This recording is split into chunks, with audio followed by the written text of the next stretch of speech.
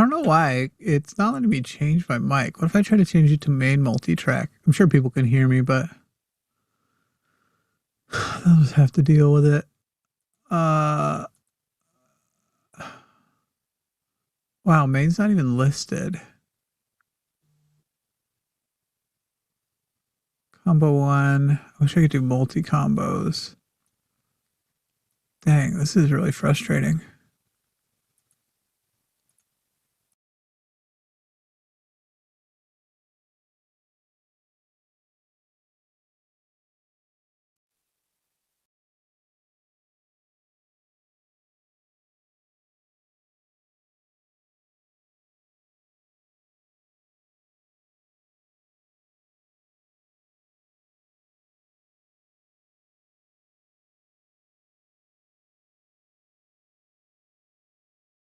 Whatever, we'll just do it like this. I was trying to make it so that you could come in through the board, but there's something weird going on.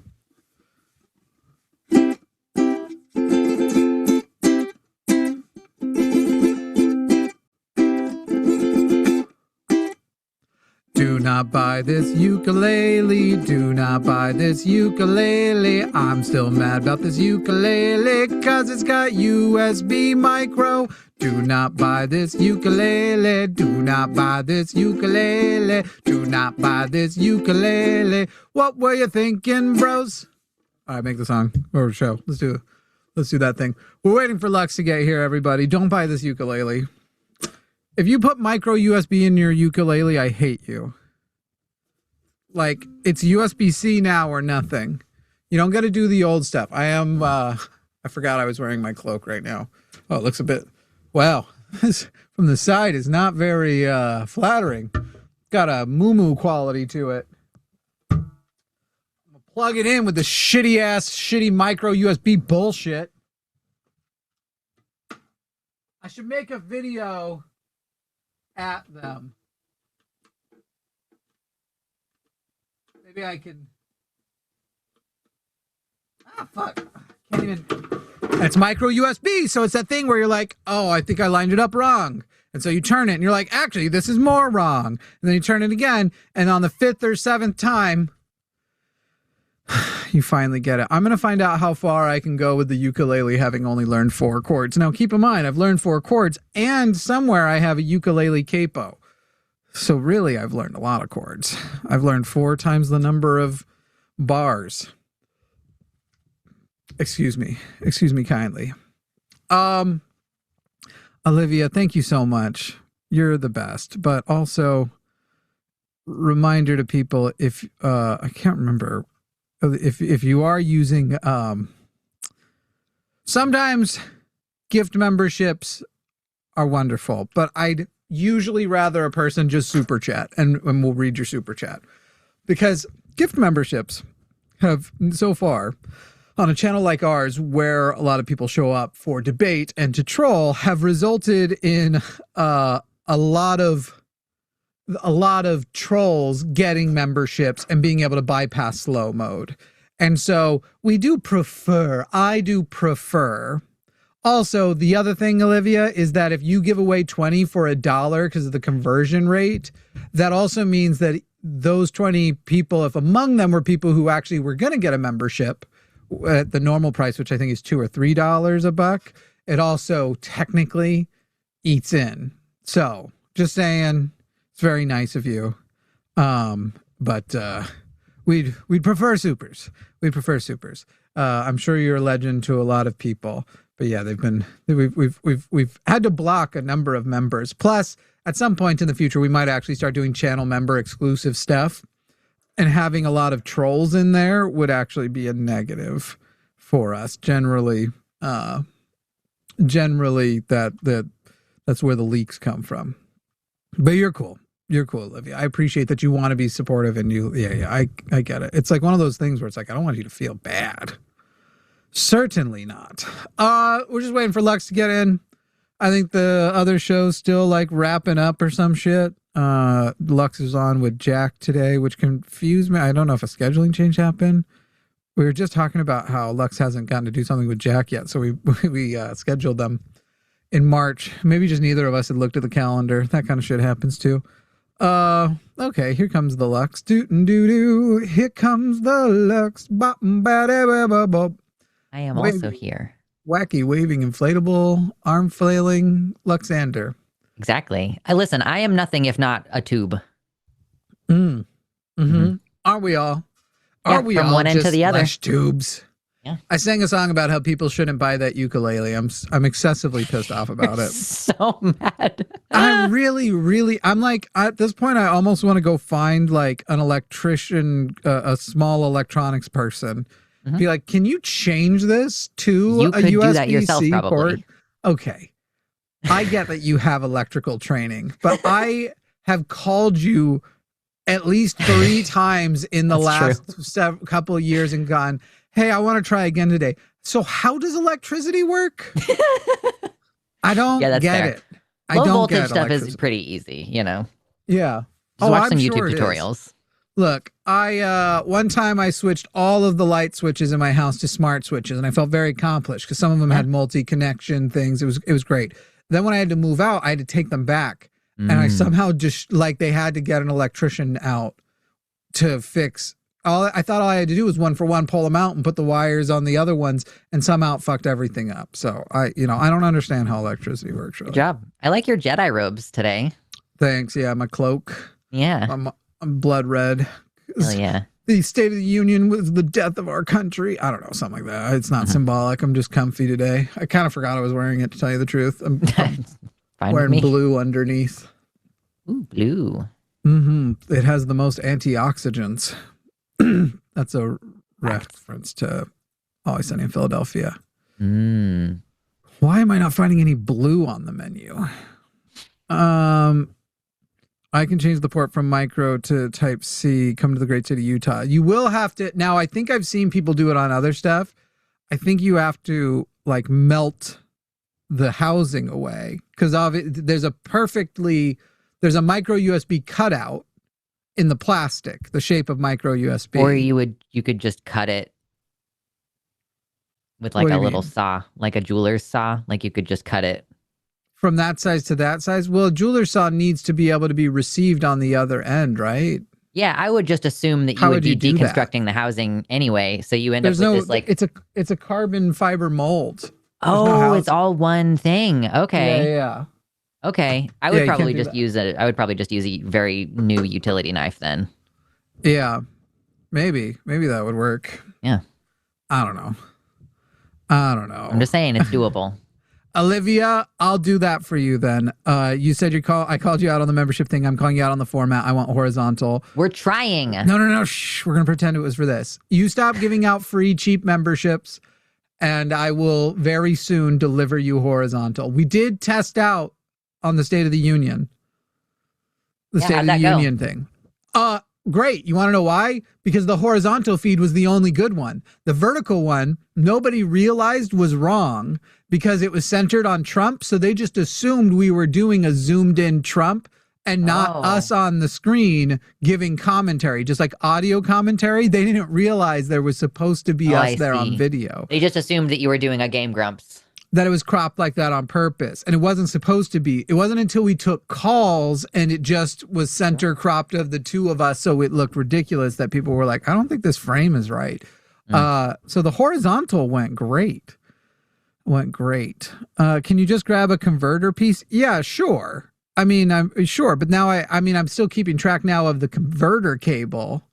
Instead of I'm still plugging in fundamentally a micro USB to it. If anything, that's worse, to tell you the truth. That's honestly not great. All right, everybody, this is Calling It Now. We are here to debate you. If you are a MAGA, you are a theist, you are anti-trans, this is your chance. We have a bona fide trans person that, God, I'm so enjoying. It's very popular lately in the comments for people to try and assume you're assigned at birth. Sure. And they are real fun. They're very confident. They're very confident that they know. And it's the we always know crowd. And I just love it. I really do. It's nothing if not entertaining. Arden and I were talking about that the other day. And I think Arden said, like, that's got to be honestly like gender euphoria for Lux. For a non-binary person, yeah. Yeah. That they keep trying to guess and not doing a great job at it. Mm-hmm. But we always know. We always know, guys. So out of curiosity, because I don't look at the comments on this channel really, do they usually assume that I'm a trans feminine person, like that I'm a trans woman? That you're or a man who thinks they're a woman, is what they say. So we don't have as many people who are like, none. You will always be a woman. It's more the other way around. I'm saying zero think that you are trans mask. It is all thinking you are trans femme. Yeah, well. That's got to feel pretty good. It's, makes my life easier for sure. Yeah, it's funny too, because it's like, it's not as though that's not stuff you're public about. So they just do zero research before they jump in, which is like so indicative of all of their beliefs. The less I figure out before I lay a claim, the better. It's like, what are they basing that off of anyway? Is it like just my voice? Like just the fact that, I mean, and we talk about trans issues as well, but there are topics where we don't talk about trans issues, I'm sure. It might be dumber than that. I would say it often happens on episodes where your outfit is a little bit more feminine. Okay. And so I think it might be, okay, trans person's on the screen, they're presenting on the feminine side, therefore it must be the case. Yeah. That means that they were born with the genitals I'm thinking about all the time. I can't stop thinking about it. I told my priest, he said it's normal, and to show me show them to him. And so anyway, yeah, I think that's what it is. It's funny because I've told you about this. This is also the paradox of like being a trans ally. When you forget that your friends are trans because you internalize them as just their gender. Mm-hmm. Like, which genuinely happens when you are around a person enough and you've deconstructed from all that shit, you will get to the point where like so-and-so is a trans woman, but to me, I've like this internally, they're just a woman to me now. Like genuinely, I don't think about it. So then at points when like the reminder of like, oh, don't forget they're trans, so don't fuck up their pronouns. That's when you'll fuck up their pronouns. Because you're naturally thinking of them as a woman, but by the way, make sure you keep their pronouns right, and then you fuck them up. You fuck it up. Yeah. Anyway, always a fun time. Yeah, that's the paradox of allyship. That maybe affects nobody else. Maybe it's just my dumb brain does that. But life is really hard for you, Jimmy. It's really hard being a trans ally. It is. It is, though. I'm going to prison, right? Yeah, I know. Right. Like, I'm not just an ally. I'm a trans education hub leader. Like, I'm going to die in one of the camps. So I do just want to say it's right now, boy, am I enjoying some cis privilege, but we'll die next to each other. Right. So that'll be fun. Yeah, that'll be all right. That'll be fun. They'll even send me to the same gas chamber as you.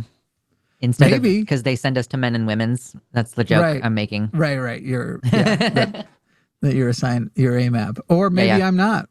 I plan on doing some things to confuse them when we get there. Sure. Yeah. I have a theory that if I push it in hard enough, I can get it to pop out the back. And then you'll have a tail. Yeah, kind of. Oh my God. What a weird thing to complain about. Miro in the chat just got in. Of course, it's Jimmy talking and talking and talking. I would like to bring your attention to the name of the channel. Would you mind? The line is also here, but who's first? Who's on the marquee? Whose channel did you subscribe to? Yeah, Mero, go get your MAGA family or whoever to call in.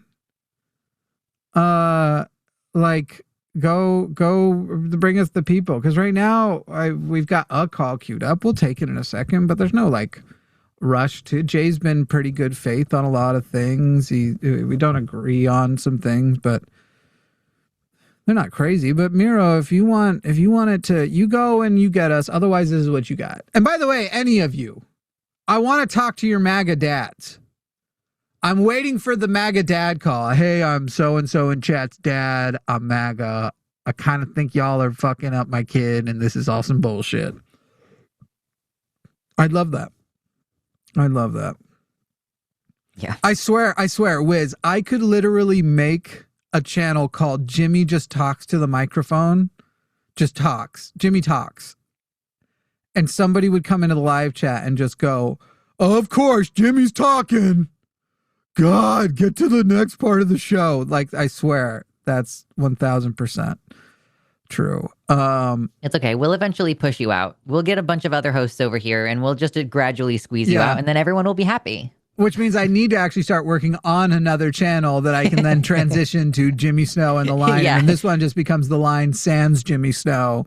And this is how we build the channels up one at a time, which, you know, my MAGA dad is dead. Olivia, I don't know you well enough to know whether to make a joke or offer my condolences. So if a joke is appropriate, jealous. If condolences is appropriate, I wish I could trade mine for yours. Except for I have this weird thing now where I don't want my dad to die, not because I want him to be alive, but because I want to know how old I'll die. Yeah, it's critical information. I want to know, like, after, I mean, he's been out of shape his whole life. He's eaten like shit his whole life. He's and now he has Parkinson's. That's a late development. I want to know how much perseveres through that. He has type 2 diabetes. I don't. I have several members of my family with type 1. Do I have a big old white head right there? I just saw that. Oh my God, that thing's fucking ginormous. My face is pregnant and the father's touching my face with my greasy hands. Anyway, all right, let's, I guess we'll do this thing. Here's $5 for the suspicious stain on Jimmy's Snuggie. Where is it today? Oh, this one. It's still there. I don't remember what it was. It's not that, though. I don't think I have that kind of propulsion. That stain's yellow, not white. I don't have that kind of propulsion. No, it's white. It looks like toothpaste, honestly. Probably. My God. All right, let's do this shit. 336-543-2101. You disagree with us on whatever, we'll hear you out. We'll hear what you have to say. We'll see what you want to see and let the words fall out. Sorry, I got a message and just making sure it's not something I need to check right now. Okay. Don't buy that ukulele, guys. Buy their guitars, though. I'll wait to tell you who they are until I have an affiliate. Jay in Illinois. Jay, you are on the line with Jimmy and Luxander. Jay's pronouns he, him. You want to know more about the specific structure of socialism. Honestly, you should just go start with some Marx and read some other stuff. I want to talk about trans people. How do you feel about trans people? Yeah, they're good. Cool. Cool. I mean, I got no qualms against trans people. It's a real thing. I don't know. Do you believe in universal health care? You'd have to be more specific. Universal health care is a wide topic, but yeah. Okay, I'll be much more specific. Do you believe that the healthcare industry, when covering things, when discussing specifically conditions of illness, disability, disorders, things that you would call healthcare. So there are times that cosmetic things actually fall under that umbrella and times that they don't. So we're not saying like generally elective stuff, but maybe more than what is currently considered elective. Do you believe that there should be a for-profit industry involved with healthcare? I don't mind there being a for-profit industry involved. I do think a government-sponsored option would be a good idea. So you would go public option, but you would not do Medicare for all? Medicare for all, there should be a competent, usable public option. I just wouldn't say that should be the only option. Well, there are in other countries, there are supplementary plans, but basically it's if somebody wants to go and bypass it, I guess you could try. But the idea is everything that you need to do for your health, you are automatically covered. You don't even have to worry about making sure you're signed up for it, except for that you're a citizen. You're in the country, you're an American, you would be entitled to health care like they do in many developed nations. Would you be for that? Yeah, sure. Okay, cool. Would you include within that you believe that the taxpayer fueled system, that the tax, because that would be what would be paying for Medicare for all, should include transition care for trans people? Yeah. Damn, I want to fight about something. So yeah, if I'm being real, it's not about... these all sound like pretty left positions. So I'm curious why you describe yourself as a moderate. Yeah. I have mostly left positions, but it's purely economical mostly. I wouldn't fall into socialist. Do you believe that everyone should be represented by a union? I think unions are a generally helpful thing. I think, blanket statement, everything should be unionized, it would have issues, but, unions, strong workers' rights are good, yes. Do you think that union busting should be illegal? Yes. Can you describe some of your economic positions that you would consider not left leaning? Like, do you support, so you support the idea of a public option, which would require taxes, like tax money has to cover the public option. What about the military? Like, do you think that we should have a smaller military, or where are your economically conservative positions? Yeah, I would argue for I think a strong military it was helpful for us. I think we overspend by a considerable amount. But it's not as if our military didn't give us considerable influence among other global powers. It shouldn't be, but at what cost? The majority of let's not skip over at what cost. Sure, we got a lot of influence because we were willing to kill a lot of innocent people needlessly in a lot of cases.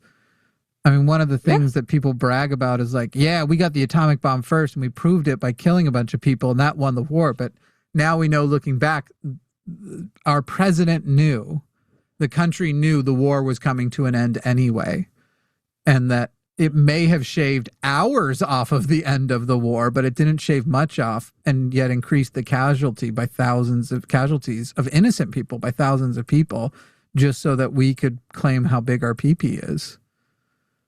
Yeah, so I don't know that it was worth all the influence we have in the form of afraid they will kill you because if you're not one of them, they're content to kill you. Yeah, I'm not talking about, acts of war. I'm mostly talking about the EU specifically being under our military umbrella that gave, even without directly influenced anything in politics there. We had a lot of sway within the EU. I think now that the EU is separating militarily, there's less of a reason to have that.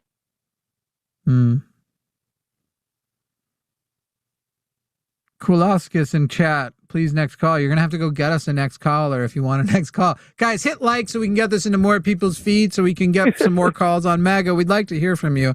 So it sounds like you're just, how old are you? I can't remember, Jay. How old are you? 22. Got it. So you're a 25-year-old socialist. But right now you're stuck at the fact that you're literally 22 years old and you're clearly deconstructing the capitalism in America, and you're just in that phase. And so right now isn't the time to call me and get you and run you through each socialist concept. I'm not even familiar enough with it to do so well without pissing off a lot of people, nor would I put myself in charge of that. I wouldn't put myself in charge of how do we now structure the blah, blah, blah, blah, blah, blah. I'm just aware of what our GDP is, what we spend that on, what programs already exist in other countries, how much money and resources and how resourceful people themselves are, and that under these capitalist models, we have a choice over whether people are starving, whether they are unhealthy, whether they are unhoused, and we have chosen that, yes, those things happen. And that means capitalism is a bad thing. Mostly, I would say I would describe most of those problems to just economic systems as a whole. I wouldn't say I'm deconstructing from capitalism. I think it's the economic system that most closely aligns with it. If I learn more, but I doubt that I would deconstruct all the way to a socialist structure, mostly because I still see value in for-profit institutions, especially outside of basic human requirements. Do you think that? What? Right. That's Why? kind of the point. You said outside of basic human requirements. So let's come back to basic human requirements for a second. Which do you think would more effectively deliver basic human requirements to the highest number of people? A socialist structure or a capitalist structure? Socialist structure, but I also wouldn't call... Isn't that more important than the outside of basic human needs? I wouldn't say so just unilaterally, no. So when we're saying basic human needs, we're talking food, water, healthcare, housing, right? Yeah. What is more important that most people or more people have those? What is more important that you would sacrifice more people having those so you could have capitalism instead? What would capitalism give you that would be worth, meaning more people starve, more people don't have access to good water, more people don't have access to healthcare, more people don't have... What would be the thing that comes out of capitalism that's worth the cost of more people being left behind? Yeah, I just want to say, I think it's more than possible to have, 90, 95 upwards % of people under capitalism have their basic human rights taken care of. I don't think that's a inherent part of capitalism, more so just... Why do I think it's possible? Well, I mean, you say possible, but I feel like there are things that are possible that are still a fantasy to consider to achieve. Is it the case or not that in a capitalist world, the capital will make the decisions, right? Those with the most capital will decide. So it's kind of like, and if you think that's not true, interrupt me and tell me, but it is going to be the capital that drives it. And it doesn't seem to me I've ever seen anywhere in the world where when you introduce that model, you get mostly altruistic people who don't then just seek to like grow their wealth only if everybody else is taken care of first. It seems to be that the more money you have, the more detached you become from people's struggles, from what it's like to be poor, the more arbitrary you think, because you see your own path to riches as, sure, I worked, but I worked for it, and they could work too and would have the same outcome, which we know is nonsense. So I don't understand where you're coming from here, Jay, where you're like, sure, it's possible. Okay, well, what model would it be possible with that's capitalist? Because it sounds like we'd have to kill anybody who gets money and doesn't use it altruistically. And I don't think people would actually call that capitalism.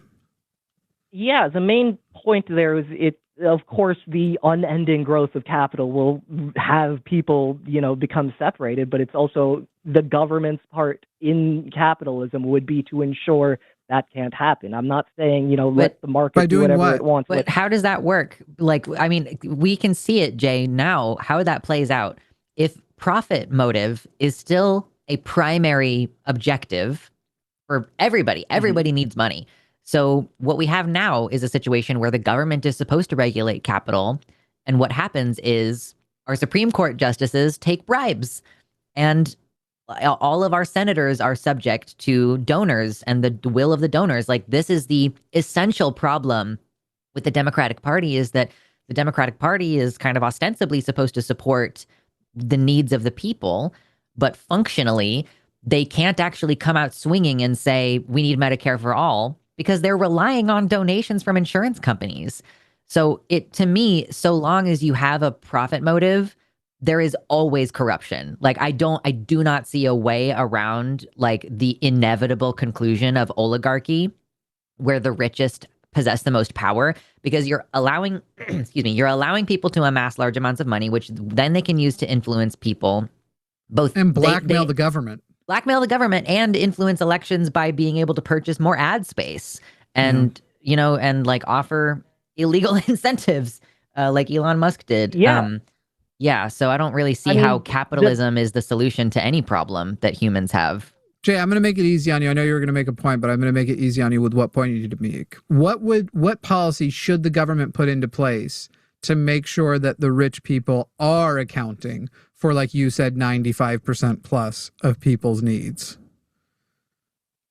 Yeah, I would. The biggest thing would be, our current government treats corporations as individuals, and then that makes their donations protected under free speech. I think that's fundamentally always going to lead to corporate control of government. I would add a much stronger FTC, maybe put some of its powers under the judicial branch. Okay, and so now, because we live in a capitalist society, you do the much larger FTC, and the rich companies go right now. If you do that, we'll leave America and we will bankrupt what remains. And so all of the people who work for our massive companies will lose their job and will cause an economic crisis. So either don't do that so we can keep building our riches, or you're fucked. And we'll be fine because we already have riches offshore here that we can rely on. What do you do to those guys?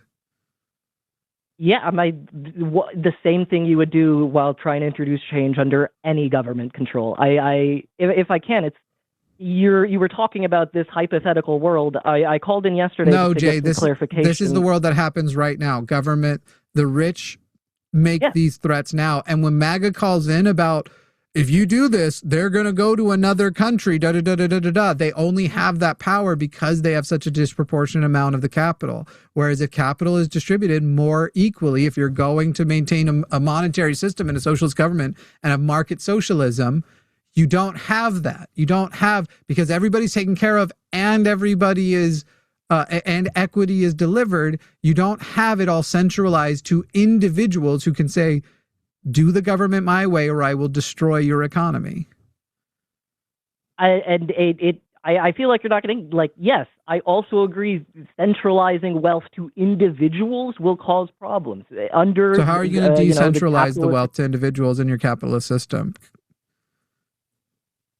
Stronger FTCs, prison sentences, and actual judicial. How does that work when all of the officials could be bribed? Right. You literally in a capitalist you can say stronger FTC. You would then need to stop living in a democratic country for long enough that you force that to happen so fast they can't stop it from happening. So Jay, in a country where they say, because you're going to have to propose the law, they won't just wake up and go, oh my God, when did the FTC get so strong? You're going to have to propose a law and you're going to have to pass it. And when the rich people don't like it, what are they going to do? They're going to make the threats. But I do have a question here. Under what, how would you make any amount of change without this same problem? If no matter what, you are going to have this problem. This is a problem that's going to need to be solved under every future economic system, not just capitalism. Yeah, seize their companies. Same way you solve it for others. Seize their wealth and seize their companies and literally turn the ownership of their companies. We don't need them. You have a way in which we still are fine without them. The workers will be fine without them. The workers already know how to run their companies because they're the ones running their companies. There will be some bumps in the road, but it would be a type of economic revolution. There is going to be some roughness in the transition, and then what would follow would ultimately be worth it and not have literally I don't even know that the bumps would be larger than just what's coming if we just stick to capitalism, because the wealth gap is growing. The rich are possessing and holding more of the capital, of the resources, of the security. So it's actively getting worse. So as far as the bumps in the road, you seize it from them. And if you need to, yeah, you arrest them. But if they've fucked off to another country, whatever, you got out. Don't step foot over here, and be careful. Be careful what windows you stand next to in those countries, depending on who you are. But no, yeah, some sort of economic revolution. Yeah, an economic revolution. I don't understand how, under your position, that's a fine thing to say. Except whenever I say no, there's because the other side policy changes. Because the other side of it is equity. You can't do it with your current one. You're saying you want to do it softly, and in your system where you want to maintain that system, the rich still get more influence. Even if you are able to somehow seize some of their assets or make them distribute more, they will still have disproportionate influence. So there is no way to maintain this where these people stay the CEOs, they stay the thought leaders and the policy makers in our country, and your way would fundamentally still do that. So our way might have a bump in the road, but the other side of it is equity. Your way you think is going to result in equity, but you can't actually, there's no good reason to believe that. Like capitalism, capitalism is doing what capitalism does. Right now, it's turning into an oligarchical, gross-ass... Yeah, so we both agree that there needs to be some sort of economic revolution to continue.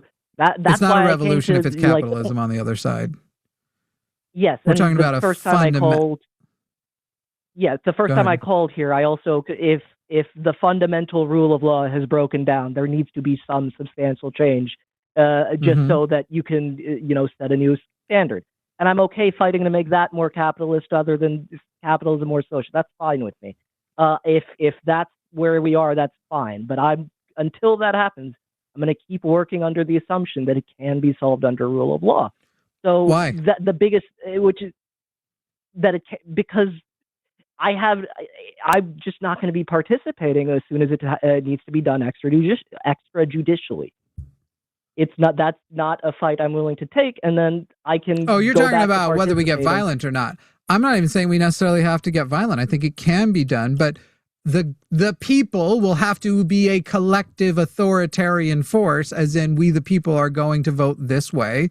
We are going, this is in the meantime. And right now, fighting for Gavin Newsom, fighting for somebody who's going to fundamentally make sure the rich people still like him because they are more afraid of that guy keeping them in power than they are of the collective of people, is a mistake. So we fight for more.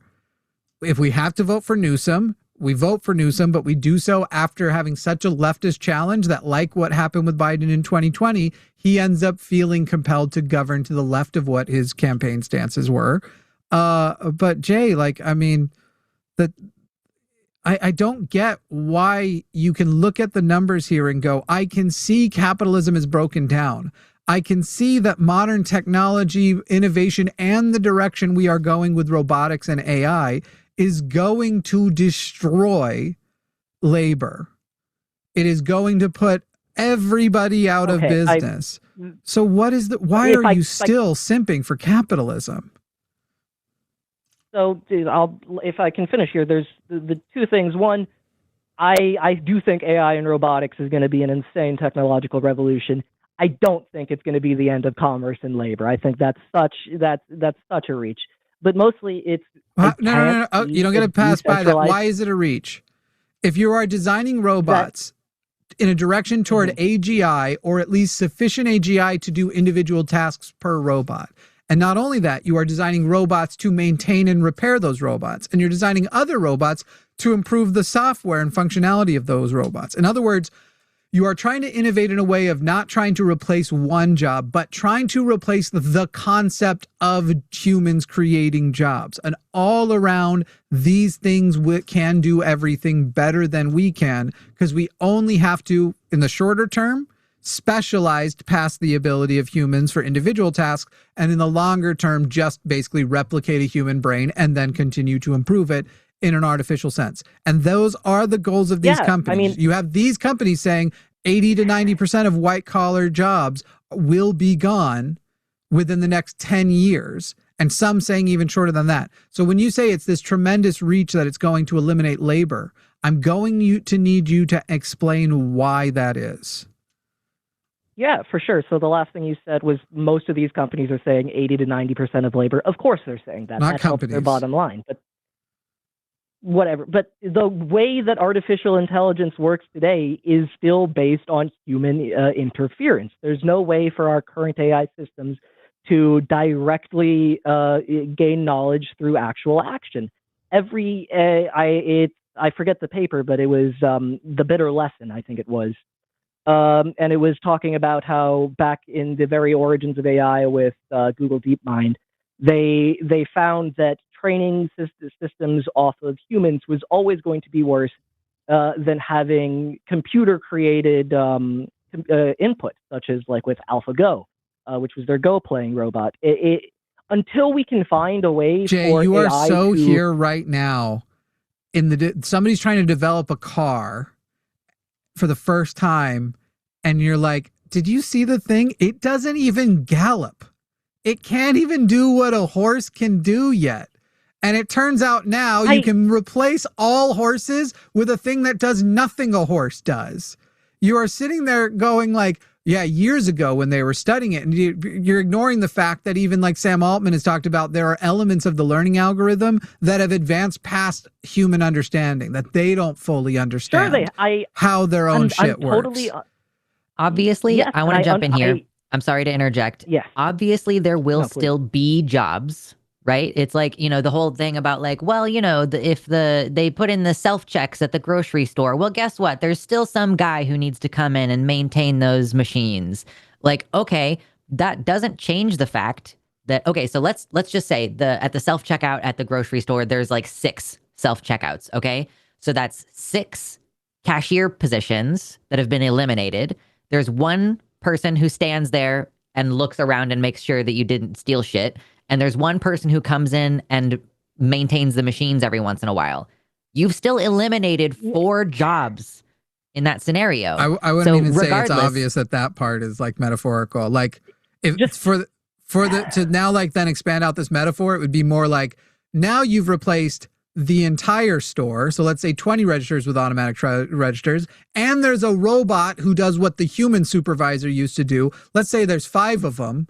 What the human supervisor used to do. Oh, and the maintenance guy is also robots. Oh, and by the way, that's actually true at a regional level. And the regional manager is an AI that everything reports to. But don't worry, there is somebody somewhere to collect the money, but you've put so many people out of business. Where would the money even come from? Even like, to if me, you it don't isn't take clear it, there won't. Even if you don't take it to the extreme, that's still a bunch of jobs that people with like low education can get. So regardless of if every single point in that process gets eliminated, what you are doing is taking away jobs that a teenager could do or somebody who just graduated high school could do, and making it to where like the only jobs now available are high-end tech jobs maintaining all of those machines.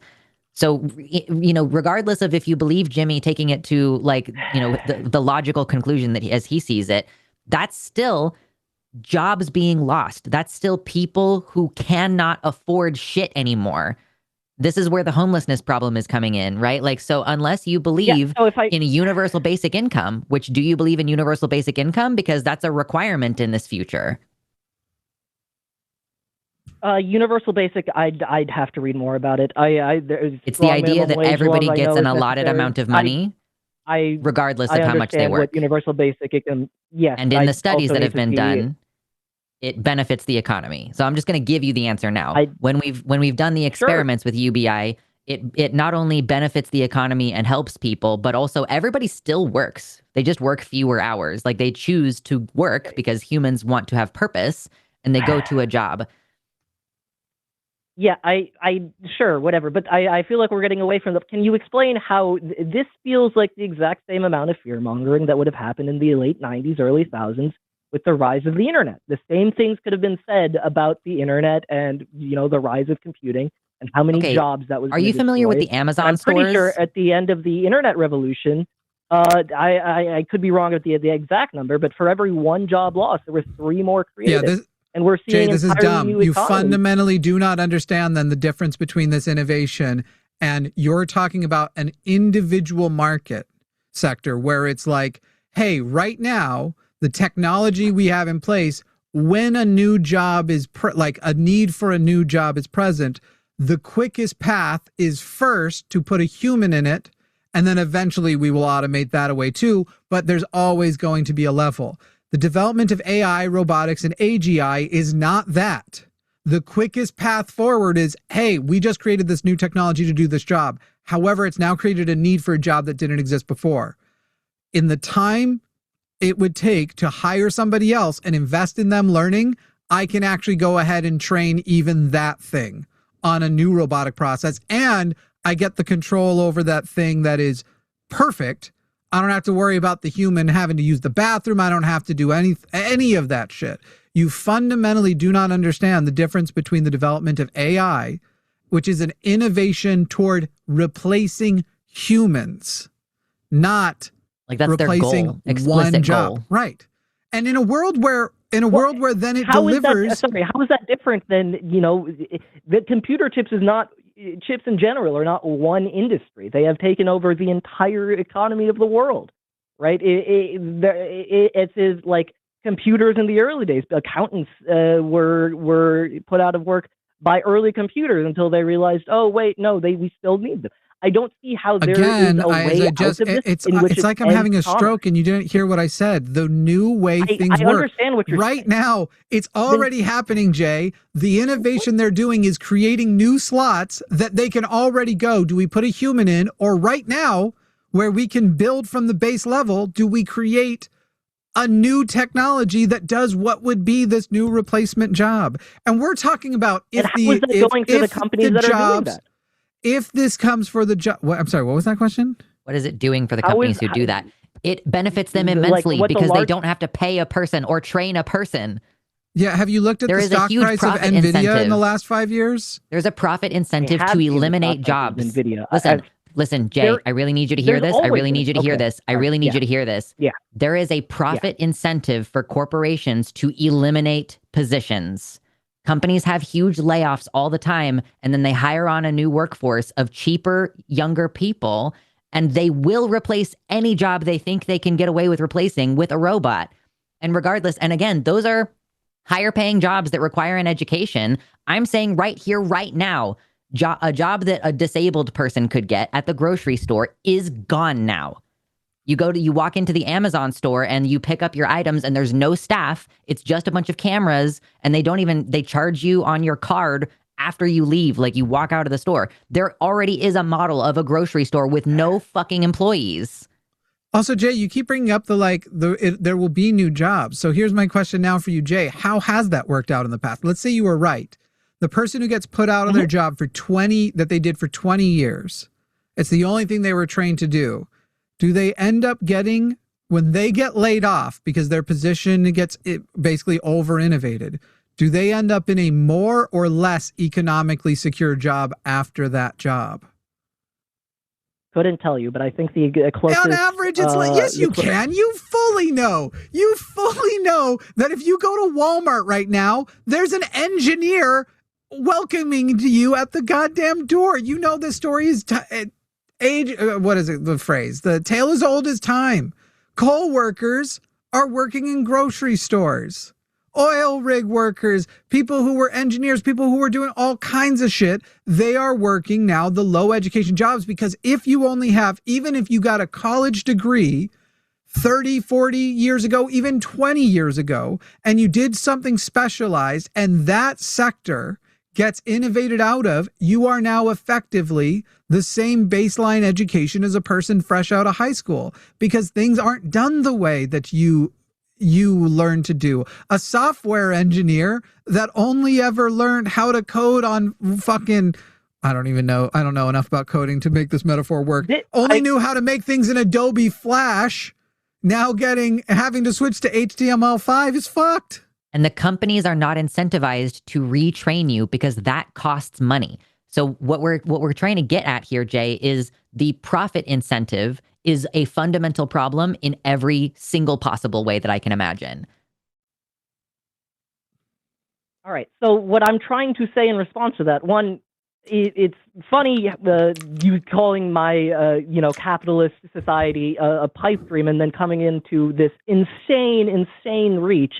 And still, Jimmy, obviously not knowing enough about AI to make... Jobs are being lost currently, right. And they are continuing to innovate in that direction. So it's not a slippery slope fallacy. It's literally what's fucking happening. We can see it happening in real time. The only thing that's been reaching is that we've been speaking in terms when it comes for... The only thing that's been reaching is the fact that we've been speaking in terms of the fact that AI can come for all jobs. The effects of what we're describing, hang on, Jay, hang on. Let me finish the sentence because you're about to claim victory over that. And then when you hear the end, you're going to go, Jesus Christ, Jimmy, let me send you a fruit basket for not letting me humiliate myself. The only thing that is a reach is the fact that the technology has the potential to come for every job. The reason it won't come for every job isn't what you're describing. It's because it only has to come for like 15% of the jobs in America, and you've already destroyed the country. Sincerely, yes. You only have to put 15% of people in a position where there isn't a good job to pick them back up, and you have destroyed the country. So when the reach is, we're talking about how no job will be safe. Because in that situation where the Walmart robots, the self-checkout, everybody's a robot all the way up, as I pointed out there will still be a human to collect the money, except where will the money come from? The reason we won't get there is because there wouldn't be any money in the industry long before you hit all of that replacement. Mm-hmm. Hence the need for the socialism, hence the need for, right now, if you had to guess, how many people do you think are truck drivers in America? I know the percentage is going. It was around like 15, I think. There's definitely more than 15 truck drivers. 15%. Sorry, I could be way off with that number, but no. I think you're thinking of what percentage of uneducated white men are truck drivers. Might be 15%. It's like 6% of the total U.S. workforce. It's a very 6%. yeah. Okay, so that seems more accurate. If you go with CDL, I have the numbers. If you go with CDL, which includes local delivery, light trucks, long haul, that's 3 to 3.5 million people. Within that, you have 2 million people who are driving trucks. The thing is 15% we're even talking about on a broad scale of like over time once you hit that 15%. They are already trying to get rid of all of those jobs. And once the technology exists, it will be a very short period of time because the investment in even the manufacturing technology will make so much sense that they are gone. By the way, if you go more broadly, so you include, what are they called? CMV vehicles, anyone operating regulated commercial vehicles, not just trucks, it's 9 million drivers exist in the United States. Literally that happening too fast, say only over the course of 5 years, once the technology is released, you don't even have to hit 15%. You will again cause a recession, if not a depression. Like, and those are inevitabilities. We're sitting here going like, not if that happens, when this happens. And I've yet to see the Republican, capitalist, any of their policies for, and here's how we're going to catch those people.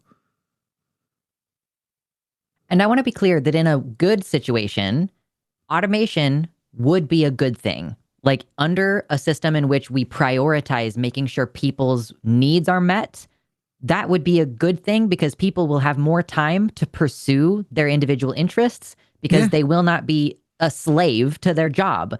They would not lose their health care because they lost their job. So like when we are describing like why we are opposed to capitalism, why we support socialist policies, it's like, I wish that we could be like, yay, automation, isn't this great? I get to go make art. I get to go fucking dick around in the woods. But no, that spells death and disaster for literally millions of people. Like, I just moved to a place where there is so much more homelessness than there was where I lived before. And it's like, this fucking sucks. And we should be doing something about this. But even in a state with a $15 minimum wage, people can't afford a place to live, and people are living out of their cars or they're living on the street and in like a tent. And capitalism is fundamentally structured in a way that always prioritizes the profit motive over the well-being of people. Like if building, let's say wheelchairs, if building wheelchairs didn't have a profit motive, then nobody would go without a wheelchair. But there are tons of disabled people who could really use a wheelchair to increase the mobility in their lives, like increase their level of independence. And they don't have that because there is a profit motive. So they would rather like deprive people of something that they need to flourish so that they can make money. They could sell them for less.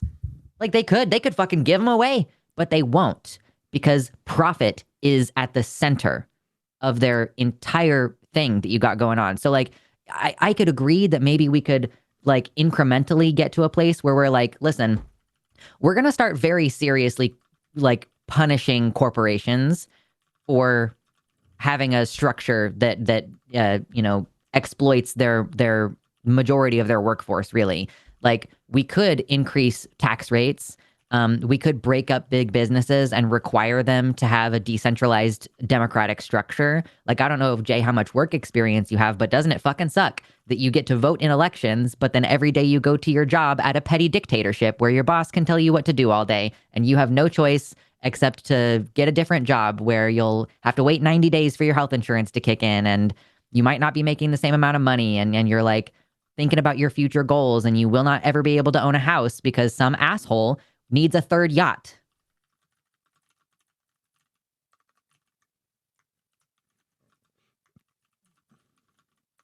Yeah, I understand what you're saying. I don't want you to think I wasn't listening through that. But I don't see a universe in which, as soon as there is any amount of economic struggle because of AI, because of job loss, there becomes so starting a few years ago. Yeah, there already is. That is the world we live in currently. Right. Yes. You're saying as soon as that's passed. So now. I wouldn't call it even. I think so much of what's happened for quote unquote AI layoffs is just to cover up actual layoffs for other reasons. The struggle is more than just AI layoffs. Yeah, we're talking about automation in general as well. What happened to power? What happened to people's electric and gas bills, electric, gas, and water bills this last year? Couldn't tell you. They went up. Why? That's what I assumed it went up. I couldn't tell you why. AI data centers. This is how I know that you still live at home. Okay. Yeah. Yeah. Tell me more about your privileged white living off of your parents. We're still friends, Jay. So I was going to end that sentence with penis, but I decided I would back off. Also still brown, still not white. Well, I think your penis might be. Penis is darker than the rest of my body. So is mine. I understand. You goofy motherfuckers. Strangely darker. I'll have to go back and rewatch this to really. I came prepared for a talk on centralization over more. So what was the question on centralization? Because we went, all right, real quick. MAGA, people who disagree with us, call in. Explain to us why Donald Trump is a good person. Explain to us why he's a good president. Explain to us why trans people don't deserve health care. Explain to us why trans kids don't deserve health care. Explain to us why Gavin Newsom is correct and we should stop talking about, social issues and things and human rights. Call in. That phone number is 336-543-2101, 336-543-2101. What was your question about centralizing? It's a whole nother debate topic, so I don't want to get. I'll call in again some other time. But I see major problems in decentralizing government that will inevitably lead back to the centralization of government. But we can talk about. But last time you called in, you asked whether or not it would be decentralized or centralized. I said fundamentally it would be centralized. Human-ran, people-ran, democratic. There'd be bureaucracies in place and things to manage. But it would be centralizing the power of the society instead of the centralizing the power of basically rich individuals and capitalist representatives. So I don't understand the source of the question. I believe in socialism. I'm not a communist. I think that fundamentally, as long as there are other states, especially states that are not democratic, we can't live in a stateless country. Yeah. I mean, that's another topic. Would that not fall into the same problems that all other centralized governments have, the same problems you have with capitalism in our current economy? How would is it no longer possible for the people in the centralized power there to still fall victim to other motives? A whole other thing, but it's like so basically what you're saying is you see a problem, you don't know the solution to it. Capitalism is failing at it. No. Because you're calling in and going, wouldn't fundamentally this be a sector in which what's right now wrong with capitalism could still show up? And it's like, all right, maybe. So we've solved all the other problems. Now, if we had global trade, the priority of global trade would be first, more than anything, to meet the basic needs. The things that would come after that would be secondary. And you're worried about like what? If there's other capitalist countries out there, then they'll take advantage of that or something?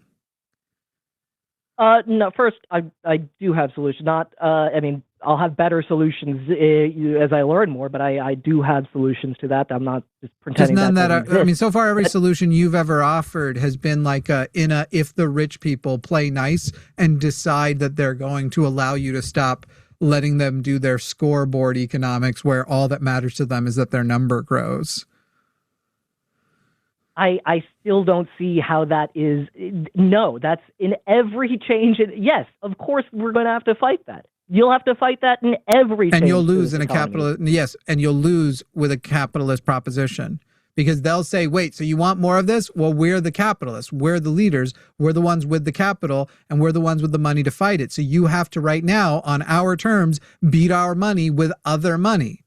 And a socialist revolution goes, no, we have to beat you with other people.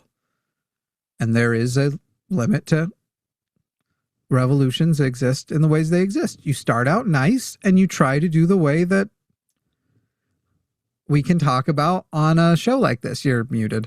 On a show like this that we can promote. And then at a certain point, you get out the barbecue sauce. Yeah. Well, hey, it's going on a bit. I'll call back some other time and hopefully we can, focus down on that part instead. Righto. All right. Thanks, Jay. Thanks. Have a good one. 336-543-2101, 336-543-2101. We just had the State of the Union. Donald Trump claimed a lot of victories. If you agree with those victories he claimed, you should call that number right now. In fact, at least 5 of you, almost 6 of you now in chat have said you're going to call and explain to us why Donald Trump is a good president. Looks like somebody started to call in, maybe to that end, and bailed. I can understand. It's very scary. 96% of you describe that Donald Trump is not a good president, and in fact, his poopy pants are his best trait. I thought that was funny. Donald Trump's poopy pants is the most charming thing about him. It's some of his best work. Mm-hmm. Mm-hmm. We got a lot of economic representation in my pants right now from the McDonald's. I just refreshed the page, and we only have 350 likes. Guys, hit that like. Hit the like button. We need more calls. We need to pump those numbers up. Get those numbers up. Mm-hmm. You don't want to anger mother, because then you're not going to ever see my new cat. Yes, you're never going to see their nude cat. I'm going to go to... Isn't your cat always nude? This cat has much more coverage than any of my previous cats because she has long fur. Someone asked, where's Jimmy's secret admirer, Hakeem? Yeah, we've stopped doing the whole, like, if we have no calls, we'll take any calls. First of all, Hakeem was Austin. Like, almost 90% sure in the chat. He's been blocked in the Hakeem. chat multiple times today already. Yeah. So Austin, very, let's pretend we don't think it's Hakeem. I wonder if anybody can see the irony here between these. Oh, wow. Austin shows up to a lot of shows. Okay. Anyway, I'm going to pull these up real quick. Okay. Had written, I'm really not going to call into Yap. I'd rather Yap in chat unless you just place me on timeout. So not going to call in because they'd rather do it on chat. So they said, unless you just place me in timeout. So I delivered the wish. All right, we'll place you in timeout because we don't gather the chat. We don't gather our subscribers for you, for your audience. That's not your audience, they're ours. For you to then jump in and try and do the debating in chat instead of on the show. The debates happen on the show. So then says, see how you don't like dissenting debating? That's why I don't call in to the person who placed me on timeout. You literally said you don't call in because you want to just yap and chat. You've changed your reason. And you said, unless you put me in timeout. So I put you in timeout. That was your wish. Now you won't yap and chat. It seemed to follow from the sentence you said that would mean you would call in because then you would still get to yap. Anyway. It is funny, too, because you're saying you want to yap and chat, but I'm now seeing that you had previous messages that were directed at me but I'm on the show. I look at chat from time to time. I didn't know you directed them at. So especially if you're going to address me, that would have been the way to do it. Yeah, this show is not really a we look at the chat and respond to your messages show. Like if you want that, I do that on my channel. That's like the entire thing I do on my channel. I don't take fucking calls. But here we're here to take calls, and the chat is more for you all to discuss what's going on and discuss that with each other. Very rarely are we going to look at your comments and be like, I'm responding to someone in the chat. We're not trying to incentivize you, you little buggers. But Hakeem's actually been banned now. Hakeem's banned from calling anyway. I have no desire to.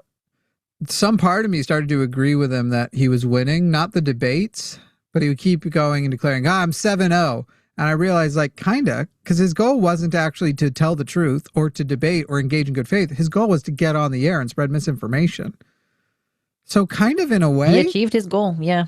Yeah. So I'm not painting this fence anymore. Yeah, I'm not trying to invite on somebody who is probably going to straight up call me a pedo. It's like I'm not really wanting to deal with that. Amongst other damn things, like not just like lazy insults, just straight up misinformation.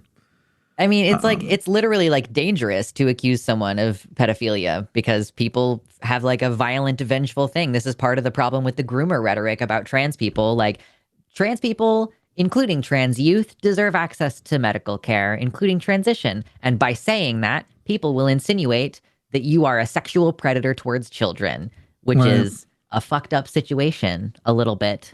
But if you disagree with me about trans youth deserving access to transition care and you don't think I'm a groomer, call in. But then they won't do anything about the fact that no president has protected pedophiles more than this president. That's so true. Like, my God, you guys pretend you care about the kids and literally you're like, well, let's go ahead and let them. I hope he's plays Santa this year. Anyway. Shane in Colorado, MAGA extraordinaire. Shane in Colorado. First things first. How old are you, Shane? I am soon to be 55, but currently 54. Wow. When's your birthday? June. Nice. Gemini. Mine is 2 months out. 1 week from today. I will be turning, I think, 1,000. It feels like fucking forever. At 20, when every year that has passed since 2016 has felt like 10 years. Anyway, Shane. Well, that's not good. 55. And in your 55 years, have you found that when a group of people is referring to you, like, for example, the 1,200 people that are in the live chat right now, that you prefer it when they refer to you as a he, a she, a they, or something else? I like when they refer to me as Shane. Right, but that's not what a pronoun is. That's your name. So I wasn't asking what your name is. Well, and surely you don't have the same narcissistic tendency of Donald Trump where you want your name overused in conversation and on sheets. For the sake of chat, I mean, Shane's even 5 letters. Would you like them to refer to you as a he, a she, a they, or someone else? I'm going to leave it open for interpretation by them, since they can go by the sound of my voice and probably tell what I am. And if not, hey, Shane, here's the deal. Shane. Yeah. You're on our platform. We've gathered people. We're going to hang on. That's fine. Hang on. We're going to let you make your points to our audience, right? We're going to let you tell our audience that you think we're wrong and for some reason. And we're going to engage you in good faith as long as you're here in good faith. So just like I would expect you to engage in good faith when you enter my home and I say, please take off your shoes. That's the rules of the house. I'm going to ask you now to engage in good faith and go, you understand the question. You understand the audience that you're trying to speak to, and you understand you should just pick one of the 3 options because we are giving you our platform. And in return, you can simply answer with either the answer he, she, or they. Now, please, Shane, which one of those would you prefer? Just for that one, Jimmy, what you need to also realize is to have a debate, you need callers. So if you got no callers, you got no debate, and that ends pretty quickly, buddy. So again, my last one is I'll let you guys figure it out, or you can just cut me and call it good. Oh, I'm not going to hang up on you, Shane. I'm just going to stick to this. So, Shane, would you like he, she, or they? Again, if you can't differentiate from the sound of my voice, then I don't know what to tell you. Shane, I don't want to break this to you. It's not as clear over the phone as you think it is. Would you prefer he, a she, or they? It doesn't really matter.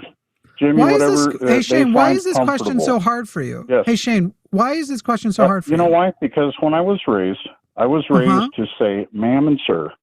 And apparently that's not as pronouns. Acceptable. But the first 1,000 years doesn't matter. Doesn't matter. Hey, Shane, for the first 1,000 years, call me everybody sir. referred to other people like that. Cool. Well, first of all, Shane, there are literally many languages that don't possess sir or ma'am. There are languages that possess more pronouns. There is a language called English that actually has a non-gendered singular use pronoun. It's called they for people who do not prefer to be gendered by their pronoun. So Shane, everything you just said about language isn't true. Now, Shane, once again, I'd like to remind you. Exactly true. Now, Shane, I would like to. Of it's different. No, Shane, it is objectively untrue. Shane, how are you doing? Fact? Shane, which fact you find that offensive? I don't know what to tell you. Which fact that I just presented to you do you think is merely opinion? Please list the one. All of it is because they're just name one of the things I said. Name Spanish, one of them. Just name one. Because Spanish. Does Spanish have strongly? That's interesting, Shane, because I never said shit about Spanish. In fact, what I said was that there are many languages. Spanish is a language, and they also are very predominant on European coast, which is like Shane, Portugal, you were asked, Spain. So a lot of the world does use a lot of male. Right. So I got to mute Shane because Shane is not engaging in good faith now in a second way. He's just trying to talk over. I never made a point that there are no other gendered languages. I never said that gender isn't used in language. What I said was that his proposition that gendered language has been the exclusively used language over the last 1,000 years is simply not true. It's not even true of English. English has had a singular, non-gendered pronoun since Shakespearean time, in fact.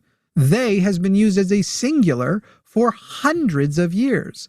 And now, Shane, once again, you're in my home, and I'm asking you so very simply, and all I am getting back from you is a sort of hysterical insecurity that you think if you admit that your pronoun is he and you just say it, that you're now gay. But you were gay before all of this, Shane. It will have nothing to do with whether you share your pronoun. It will have to do with the fact that you think about me when you jerk off. That's what makes you gay, not the pronoun you share. So I'm going to bring you back on, Shane.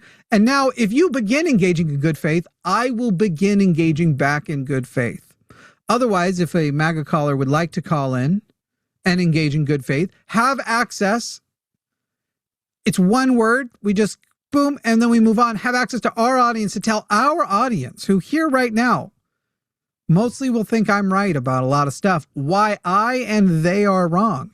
Have access to probably the biggest platform and audience they've ever had access to.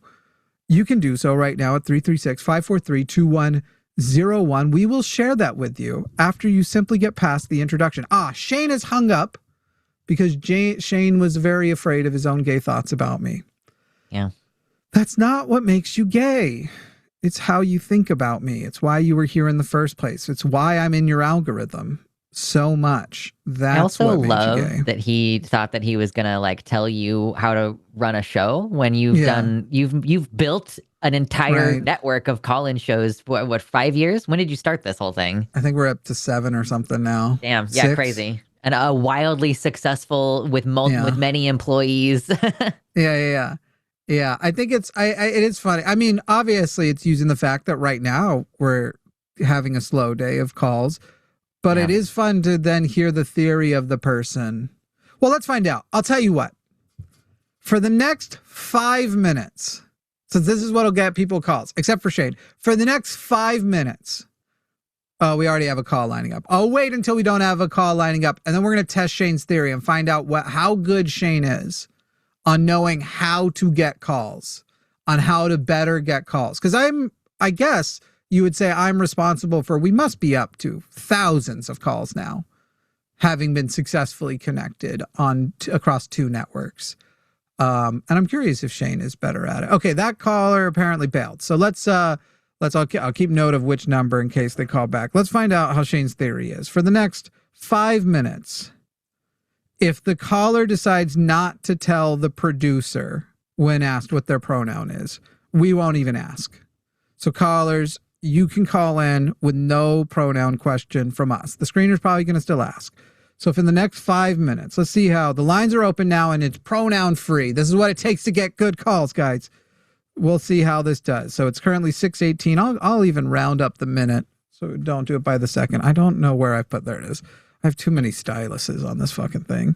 So we're going to go to 6:23 and let's see how good, let's see what callers we get, what quality of callers we get who, if they don't want to share, for the next 5 minutes, do not have to share. We know MAGA's here in the chat. We know they show up. You don't have to share. Let's see if Shane's theory is correct. Is this going to open up the calls? Now it'll be easy. The person who just said forcing the pronouns is weird and I'm not MAGA, you should call in.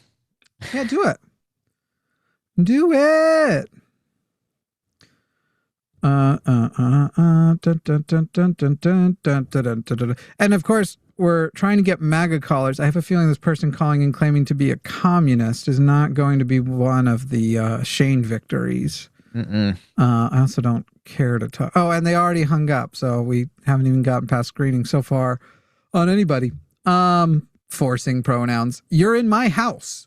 That's like saying forcing you to take off your shoes. If you want on the air, what are you giving me in return for the 1,279 people that I am offering you? I'm asking you for access to them to just answer a 1-syllable question for the sake of our audience who doesn't agree. And it's funny because you have no problem answering that you're MAGA to the screener. You have no problem that what your name is and everything else. But anyway, Tiny Foxbone says, what Shane doesn't understand is that we absolutely sit in chat just for Lux and Jimmy. That's true, too. We've had a lot of people in chat before, literally never talking to callers at all. God Sinner, love that Shane thinks you need Shane's muddy as fuck boots on your clean floor. What you need are visitors to your house. I think that there are enough people willing to engage in good faith. And I actually think the bigger problem for Shane is one of the nice things about that question and why we don't mind losing a caller like Shane. Shane thinks we would rather have bad faith callers than no callers. Which is not true. And you're showing you're not engaging in good faith. There are going to be claims that you make throughout your call that you'll want us to at least give you the benefit of the doubt with in good faith. You'll want us to engage you in good faith. And it's literally, here's an easy way of, hey, you're here. Here, this is one of the things we do. Why not just answer the question? By the way, some people answered like, whatever you want, I don't care. And sometimes I'll go like, do you really not? But for the most part, it was a refusal.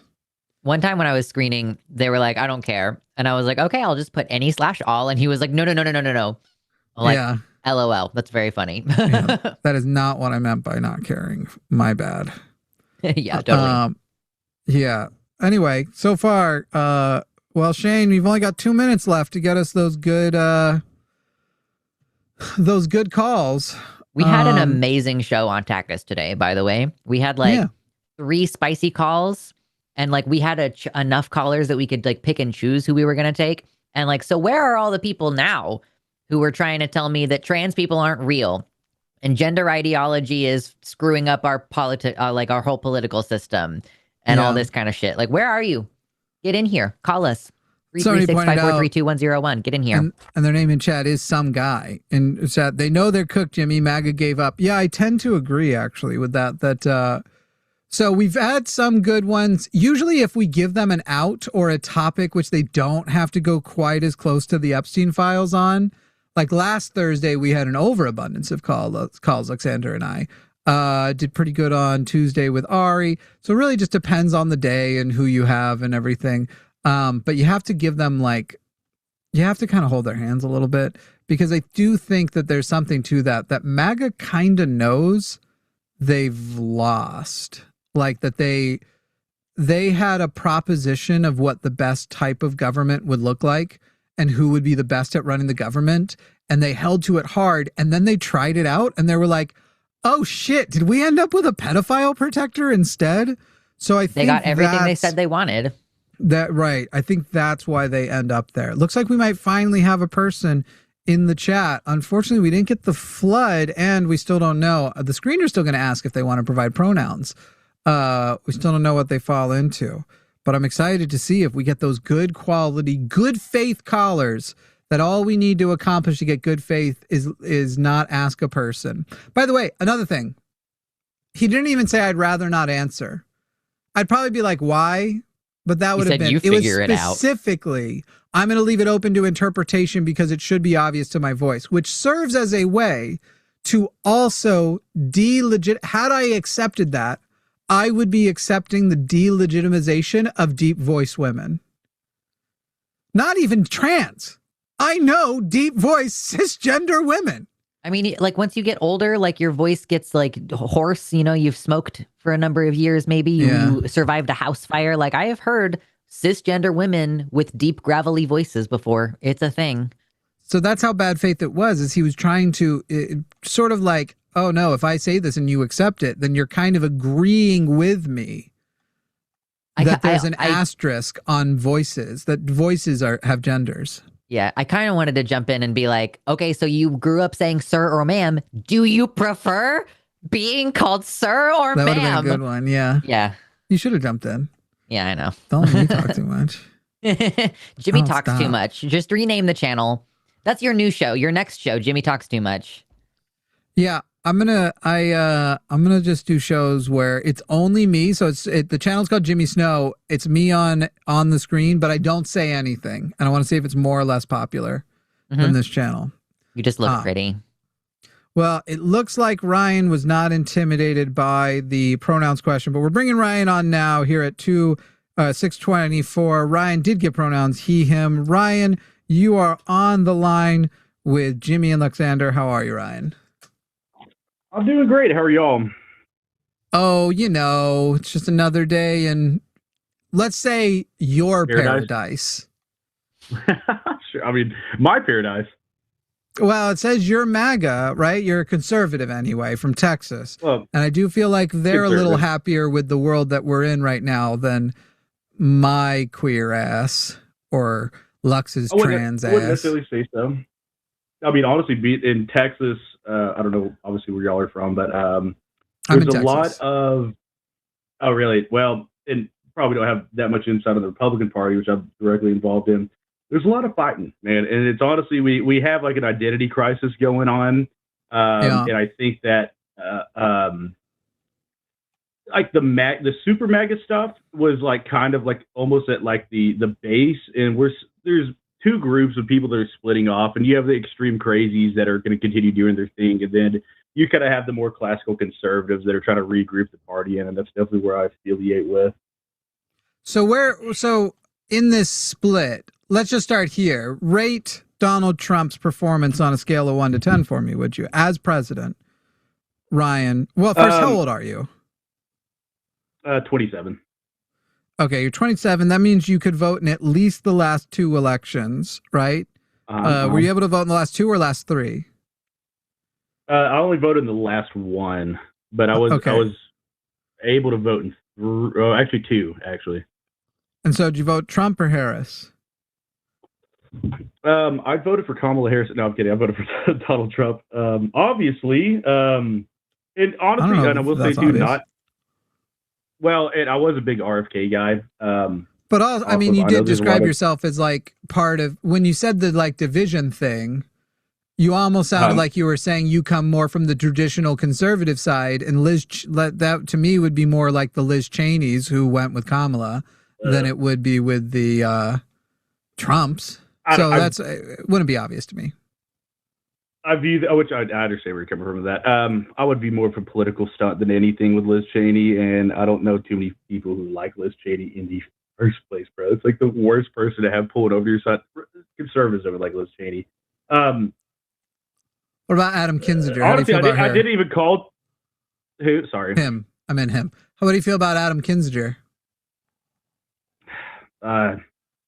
honestly not too much of an opinion. It is tough for me to draw a really big line on where I would like the party to be, because everyone, well, I mean, as all politics, you get like the political forerunner, and everyone either turns into the, ultimate dick sucker, or, sorry, I don't know if I can cuss, or they get pushed out by the entire party. That sucks.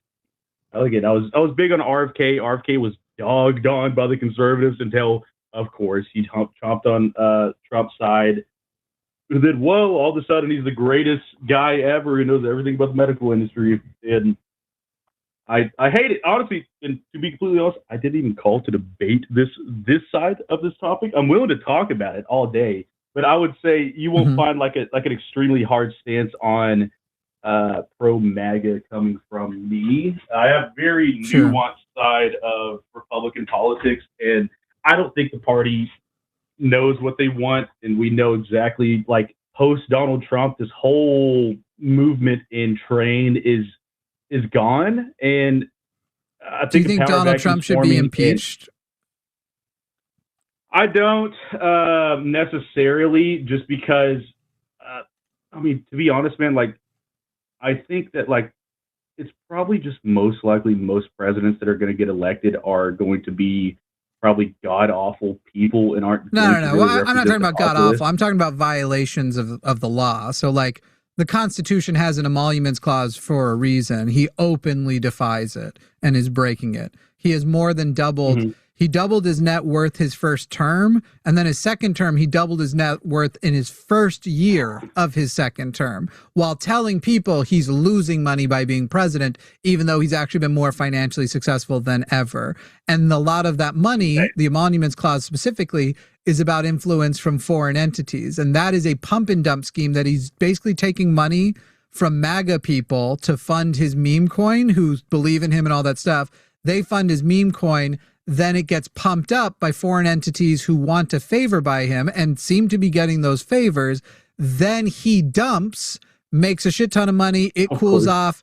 He buys back in. And so he's literally, like, off of this crypto scheme, made billions of dollars. So he's directly benefiting from the presidency and prioritizing the billions he's making over, like, the well-being. And that's before we get into him weaponizing and using the Department of Justice to protect, it seems like him, but at the very least demonstrably protect a large number of very rich pedophiles. And so for either of those reasons, even if I don't like JD Vance, but I'll take JD Vance.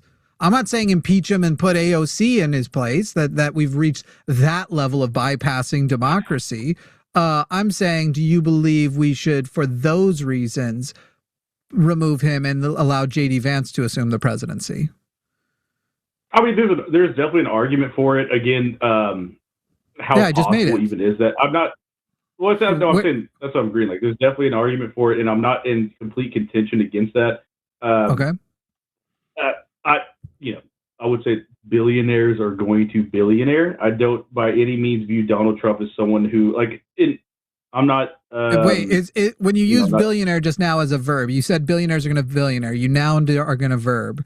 By are going to billionaire, is the verb billionaire there mean pedophilia? They're going to do pedophilia? Because that's what I'm worried about.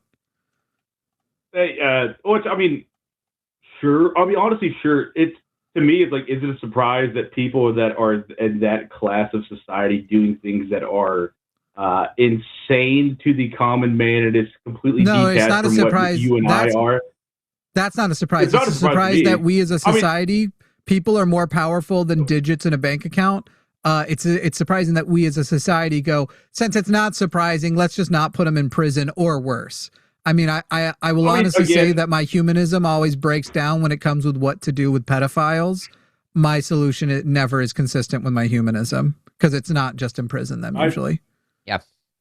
I'm not in extreme disagreements with these. Honestly, again, you're not going to find an extremely anti-MAGA pool for me. I joined the Republican Party. I'm very active in the Republican Party for, like, a distinct reason. If I do want to see those kind of classical reasons of why we were around to kind of come back. I view Donald Trump as kind of a tool. was very interested in Donald Trump because it did at least appear on paper, which is always kind of the best that we have when it comes to the president. You never really know true intentions, and I do think all that shit is so masked anyways by campaigning that no one will ever really know. Well, you're saying we don't really know his true intentions, but I got to tell you, I have a few years of content you could roll through where I told you exactly everything he was going to do before he did it. So I guess Republicans didn't know his true intentions, but I fucking nailed it. Well, yeah. Let me explain like why my reason. Again, like you look at like, well, on me, like personally, small town, never had that much money. Families never had that much money. And look at I live in rural Texas. To be the person who, I grew up in Cheyenne, Wyoming. I went to high school in Cheyenne, Wyoming. I went to middle school in a fucking town outside of New Orleans. I grew up in a poor Christian conservative family. Like, talk dirtier to me, why don't you? We have the same background, different outcomes. Talk dirty to me. I think you're the Mose in our relationship, and I'm the Dwight. With that, I get where you're coming from. Yeah. Let me explain like where my mind was with Donald Trump, because again, like obviously, it as a concept, it's absurd for someone like from a small town conservative looking at like a billionaire to be the person that's going to be my next like person that represents me. I think more so, it's like the common conservative is so fed up, not even really willing to vote or participate or think about anything, because like I would say the common conception of just politics and government in general is it's all screwed. It's all extremely corrupted.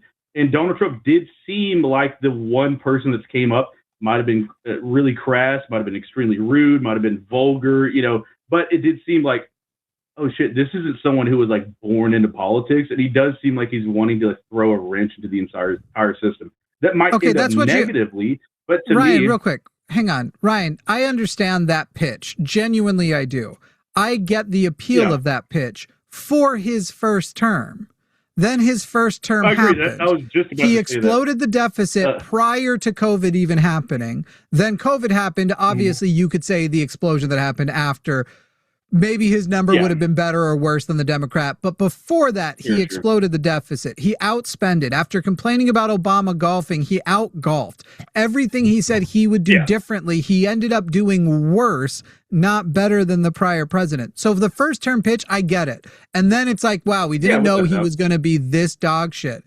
That's first term. You voted for him the third time he ran for his second term. So what's the pitch he made on his second term that was the reason? Because you can't use any of that pitch for his second term. No, that was kind of my next point I was going to make. It does falter, and I do think like, well, really good campaigning says a lot. Not saying I'm extremely easily swayed, but again, like ramping up that aspect inside me of these people suck so bad.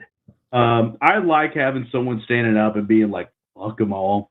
I'm hopping in there and tearing the whole thing down. It's like, sweet. I'm in for that. Man, Ryan, I don't get you, because you're saying like, yeah, everybody was recognizing these people suck so bad. You know who was saying that about Donald Trump? All of his prior cabinet. They were all of them. His vice president, his secretary of state, all of his fucking his chief of staff is like warning people he can't be allowed near the presidency. He will try to take the country for himself. This man cannot be allowed to be president again. That's the message you're getting from his vice president. So as you're sitting and you're going like, man, all these people suck. Literally the old guard who like had to be the adults in the room were like, the adults are gone, guys. They couldn't. If you get him back, it will be crazy chaos. And I think you even are saying now, Ryan, because you invoked that we didn't know what he was going to do, all the pedophile protecting and all the emolument clause violations. You're saying you didn't see that coming. Again, go watch my old content. I called his whole last presidency. It seems that their warnings were apt warnings. Am I surprised with all the Epstein stuff and like the protections on billionaires and that entire class looking out for themselves? No. Again, I'm asking about no. You generalized it. Are you surprised that Donald Trump, after saying he would release all of the files and running on it, not only did he have them redacted, we now have the evidence that he had his name redacted. They just had the release of an investigation from NPR proving that specifically sexual accusations of his were removed from the files for the release. We've gotten less than half of the documents, and the documents, what do you even call it when they're all blacked out? You don't have to convince me on this. I mean, right, Donald Trump, though, not broadly.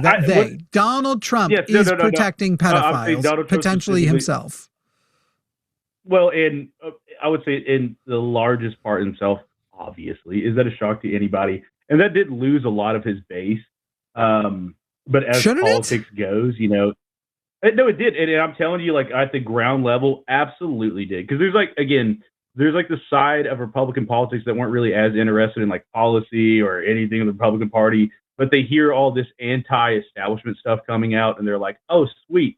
At the very least, Epstein files. And then as soon as like that first round came out, everyone's like, bro, come on. So, I mean, you don't have to convince me on that part. Am I surprised by it by any amount? No. Again.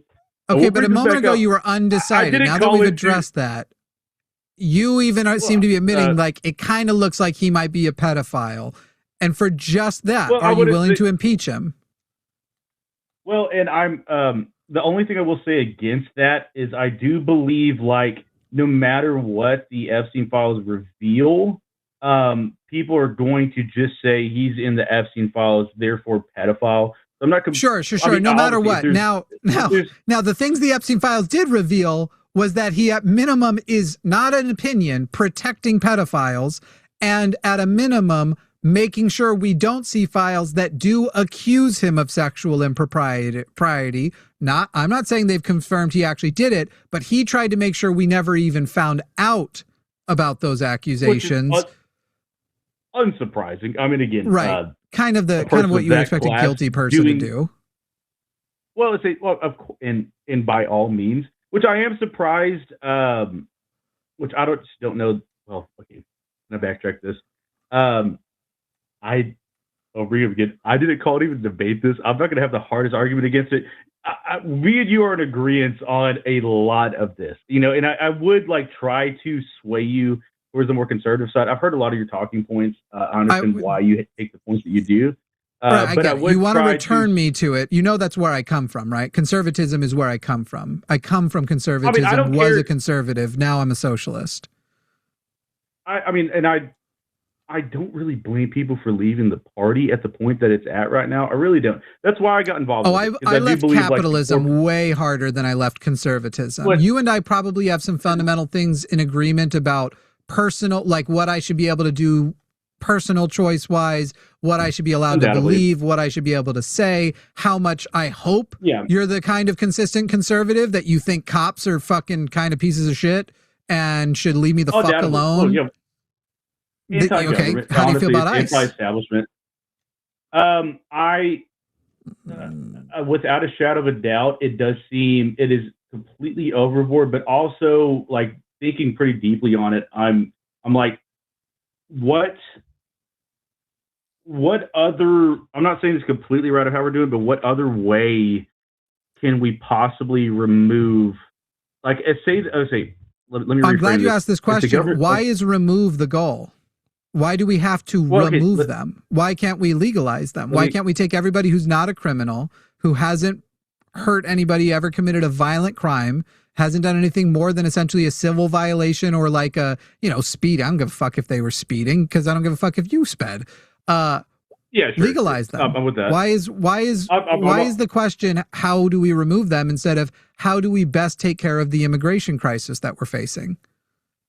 Because, and my argument against that would be if I knew without a shadow of a doubt, like the mass immigration that came, which is kind of undeniable, like very, very lax border laws. So, and this exactly what I'm trying to explain is. I'm sorry, you said beyond a shadow of a doubt. That's not true because our border laws aren't why we have so much illegal immigration.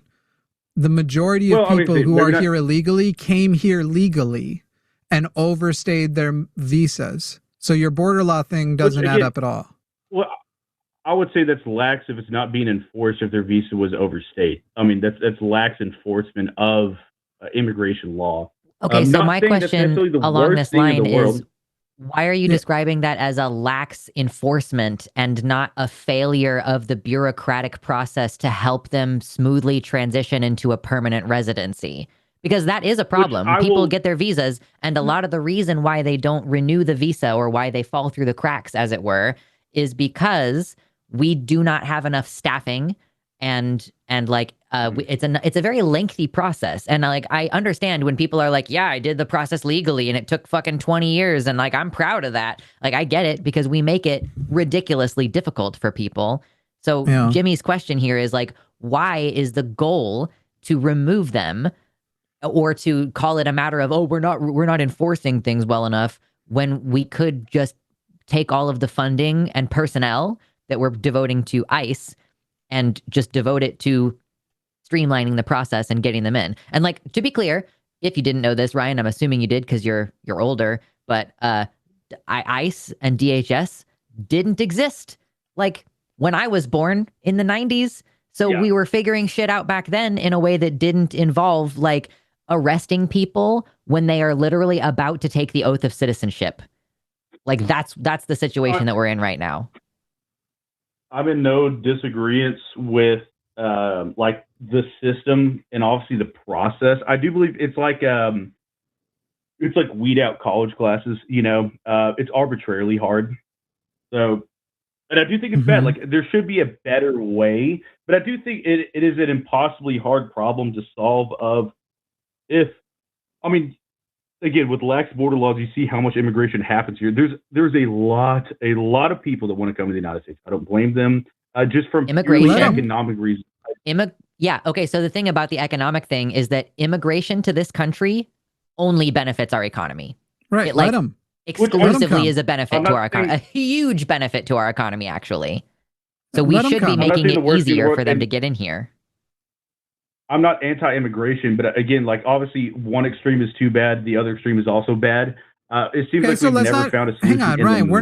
We're not proposing the opposite extreme, because the opposite extreme that Republicans claim, open borders, is not open borders for everybody. There's still a vetting process. So yes, I'm pro open borders, but not for like murderers, not for people who have a felony conviction, level conviction in another country, not for a person who's a known human trafficker. Like, there's still vetting, but otherwise a process by which, when we were at our best on immigration, that's kind of how it was. You came in, you filled out a form, you made sure they checked to make sure that you weren't somebody they need to worry about. And then welcome to America. If you want citizenship, you can get it after a couple of years with this little process. Our process is so bad that, like, my guy, I don't know. When people go straight to the solution has to be removing them. You guys literally gave the second most power in America to a person who overstayed their visa and was here for an amount of time as an illegal immigrant. Because that's what literally Elon Musk couldn't figure out, how to be an only legal immigrant. He overstayed his visa like most of the illegal immigrants. And you guys gave him the second most power in the country after Trump was elected.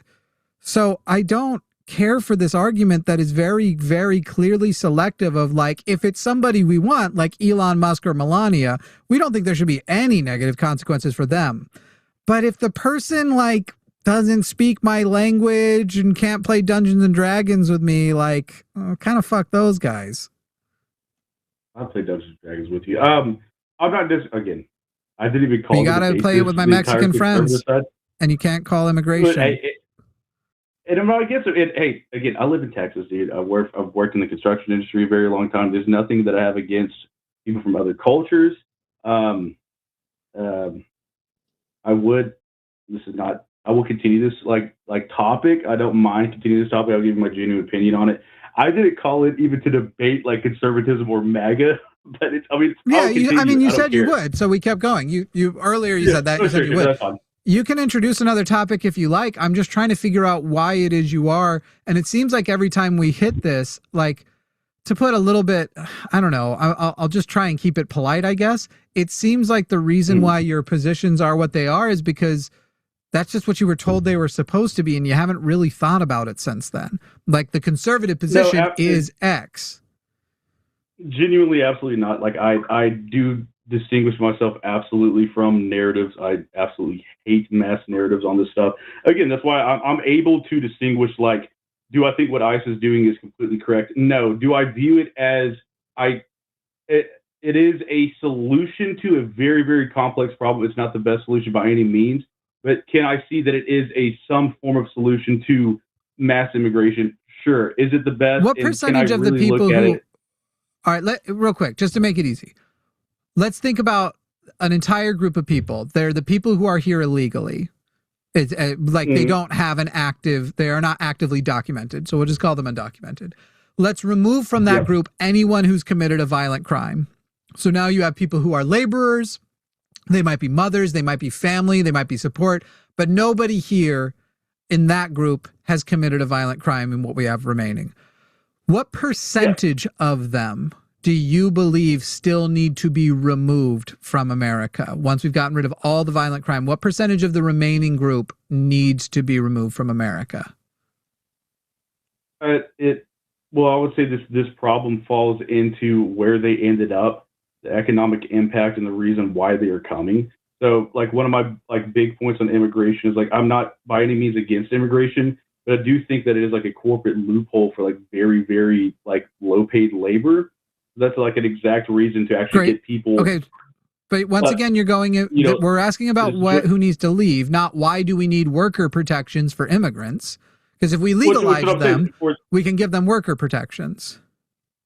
If there was an easy solution to have that legalization process, so, like, this has to be, like, both things have to go in the same time, and a proper vetting process, and also, like, I do view it like it is unfair that you took advantage of a lax system and came over here illegally, knowing the potential repercussions. If there's people that are choosing to do it the correct way, what do you say? No, Ryan. No way. No way. Ryan, where were you born? Where? Yeah. Texas. Okay, cool. What makes you an American citizen?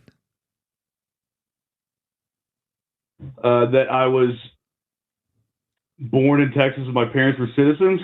Is it unfair to anybody? Your argument essentially is it's unfair to the people who worked hard to get here that other people took advantage and didn't work that level of hard. You did fucking nothing. Your dad came in your mom, and that's how you got here. So if we're going to talk about relative fairness, we can take that to a conclusion. It's a super dumb argument. There's also, like, we are both also talking about an active choice that people are making versus, like, of course, I didn't choose to be born in the country. And I do think it's fair, like, hey, luck of the draw is always going to be an example, but these are two active choices of one. If you acknowledge the fact that it's not an active choice if you've already acknowledged the government makes it hard. It's not an active choice if it's so difficult. Elon Musk, even back when he was already rich, couldn't navigate it. So it's not a choice if a poor person has an extremely complex and a hostile government that now they're worried about following the process legally because literally ICE has picked up people outside of their immigration hearings after they were granted more time to get shit done and deported them anyway. They're actually incentivized by our government to first work hard to escape the worst situation they were in, wherever they were, get here, and then hide here because their life is still its maximum benefited individually, pragmatically, because you're not going to sit there. If you're at home and you're going, I could be poor, I could be killed, I could be starving, but that's unfair to the people who like to worry, to ignore the process and try and maintain the fact that I'm not currently starving and in danger of being killed. That's not fair to ignore the process and try and keep myself safe because other people tried hard. They're not doing it willy-nilly. It's not arbitrary. These are people who worked hard to be here and aren't just the result of the right sperm hitting the right egg in the right location. Yeah, there's a big, like, they're lazy component coming, like, underlying this criticism. They're lazy, which is funny because they weren't lazy enough to work their ass off to get here. And one thing we know about people who eventually get from a lower economic position to a higher economic position, they often are harder workers because they are so afraid of returning to that. That's kind of part of my drive. I've been poor. I've been hungry before. I've lived off of like $10 a week before, as far as like food budget goes. Like that, and the fear of returning to that drives some amount of me to make sure I'm never there again. Because once you're out, the thought of going back is horrifying. And that's a lot of people's. So even like, it doesn't even work on a character like, yeah, they just get here and then they sit back and relax like it's retirement time. Especially when you have the active threat of ICE coming, beating the shit out of you and taking you out of the country. Go ahead. Obviously not. I mean, and again, like I said, we're construction industry. You talk to any old general contractor or construction company owner, and they will take 10 illegal Mexicans over 50 spoiled ass white boys that have never had to work for anything any day of the week. Understandable. I'm not denying that at all. Do 100% of those guys you just described deserve amnesty? Again, I'm not against it. I'm genuinely not against it. If there is an easy process that we can do that with like proper vetting, I'm completely not against it. What is proper vetting? I would say proper vetting is like at least well, it's very, honestly, I would admit, it's very tough to do. I would say like, well, it's too difficult of a problem for me to elaborate the entire thing to even say. Maybe like trial period, again, like visa and everything. See if that person, because I do think that like, I think that's pretty good. That's a pretty good immigration. Pretty good system that's worked for a lot of years that seems to never be questioned as very effective. You give them a visa, you do a background check, and as much as you can from the country they came from, verify they have no previous criminal record. Then you give them a period of time by which it's sort of a trial to make sure they don't have ulterior motives here. And I got to tell you, anytime it's in America, anytime it's white people, nobody questions that is an effective system. They certainly didn't question it for my mother, who was an illegal immigrant in this country for a long time, but with a charming British accent and a white skin. Yeah, I think you're onto something. Let's give them amnesty. I'm not Let's do a background check. I do think give them a visa period of time, and then they're citizens. Which again, I'm completely not against that, even remotely.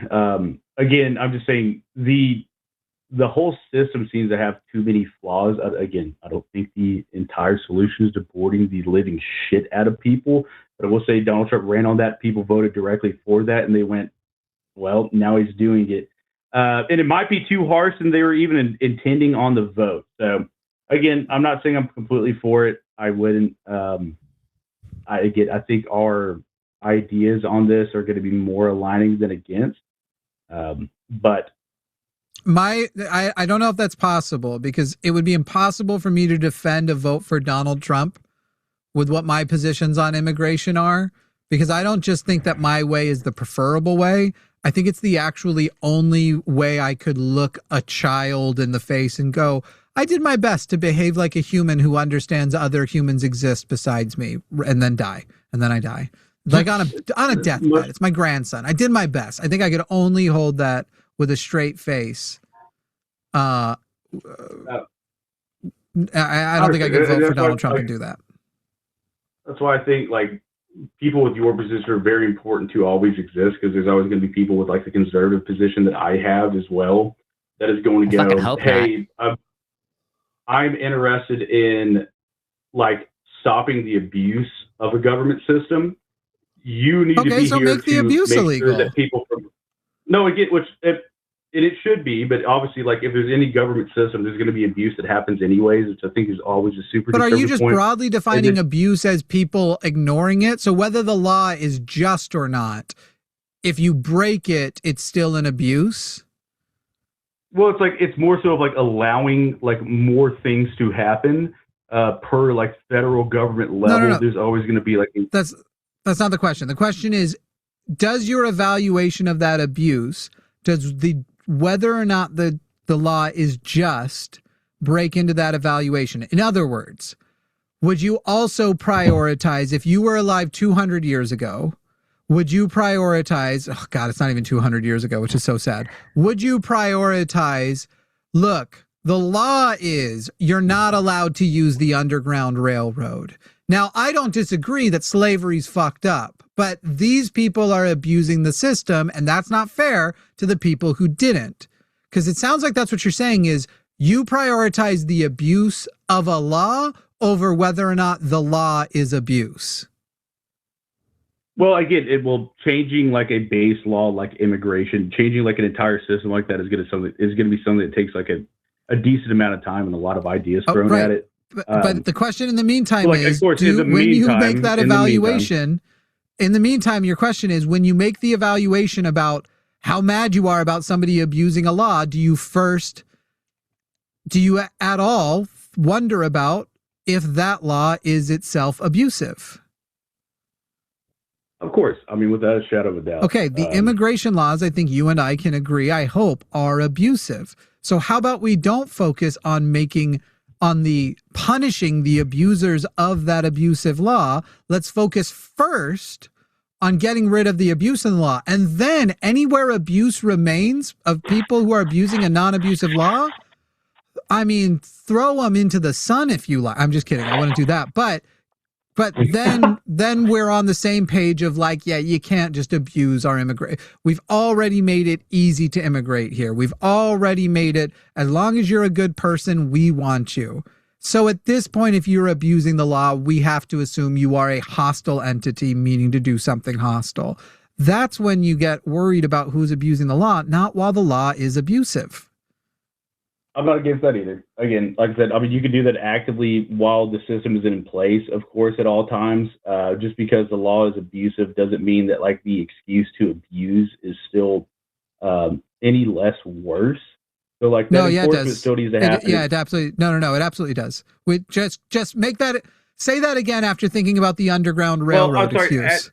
At the same level of abuse that you're talking about, the abuse would be like post correction of the law. So like no, pre-correction of the law. You're pre-correction of the law. You're saying that the abuse of the law, the abusiveness of the law, does not lessen the abuse of the law.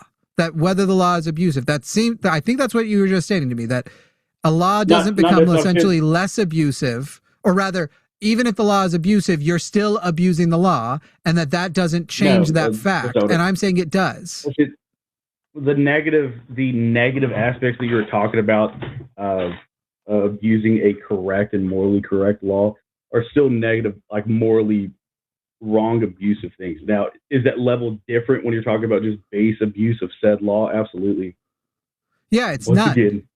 If you are abusing an abusive law and aren't an abusive person beyond that, then the actual abusing of the law is amoral. Not immoral, not moral, it's amoral.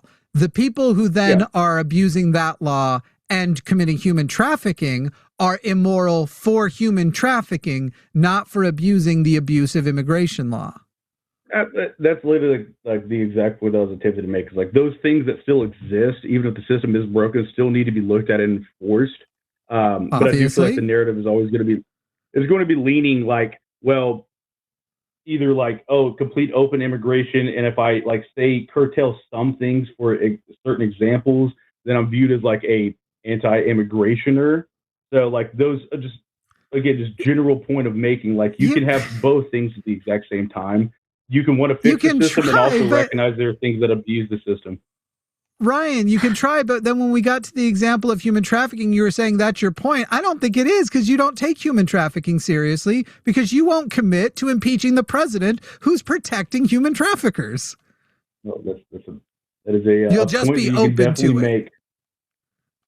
No, and of course I'm against it. And once again, is not enough to commit saying yes, impeach the fucker. Do you regret your vote? I'll put Biden in prison for his war crimes if you like. Does that help? If I tell you I would happily put Biden and Obama in prison for the war crimes they commit. Now you've got that to pump off of. Would you now say that you'll happily impeach and imprison Donald Trump for his protection of human traffickers? Absolutely, but that has to go alongside with how many positions in government as well. Like it's not the as fact many that as I don't there think are. that is bad.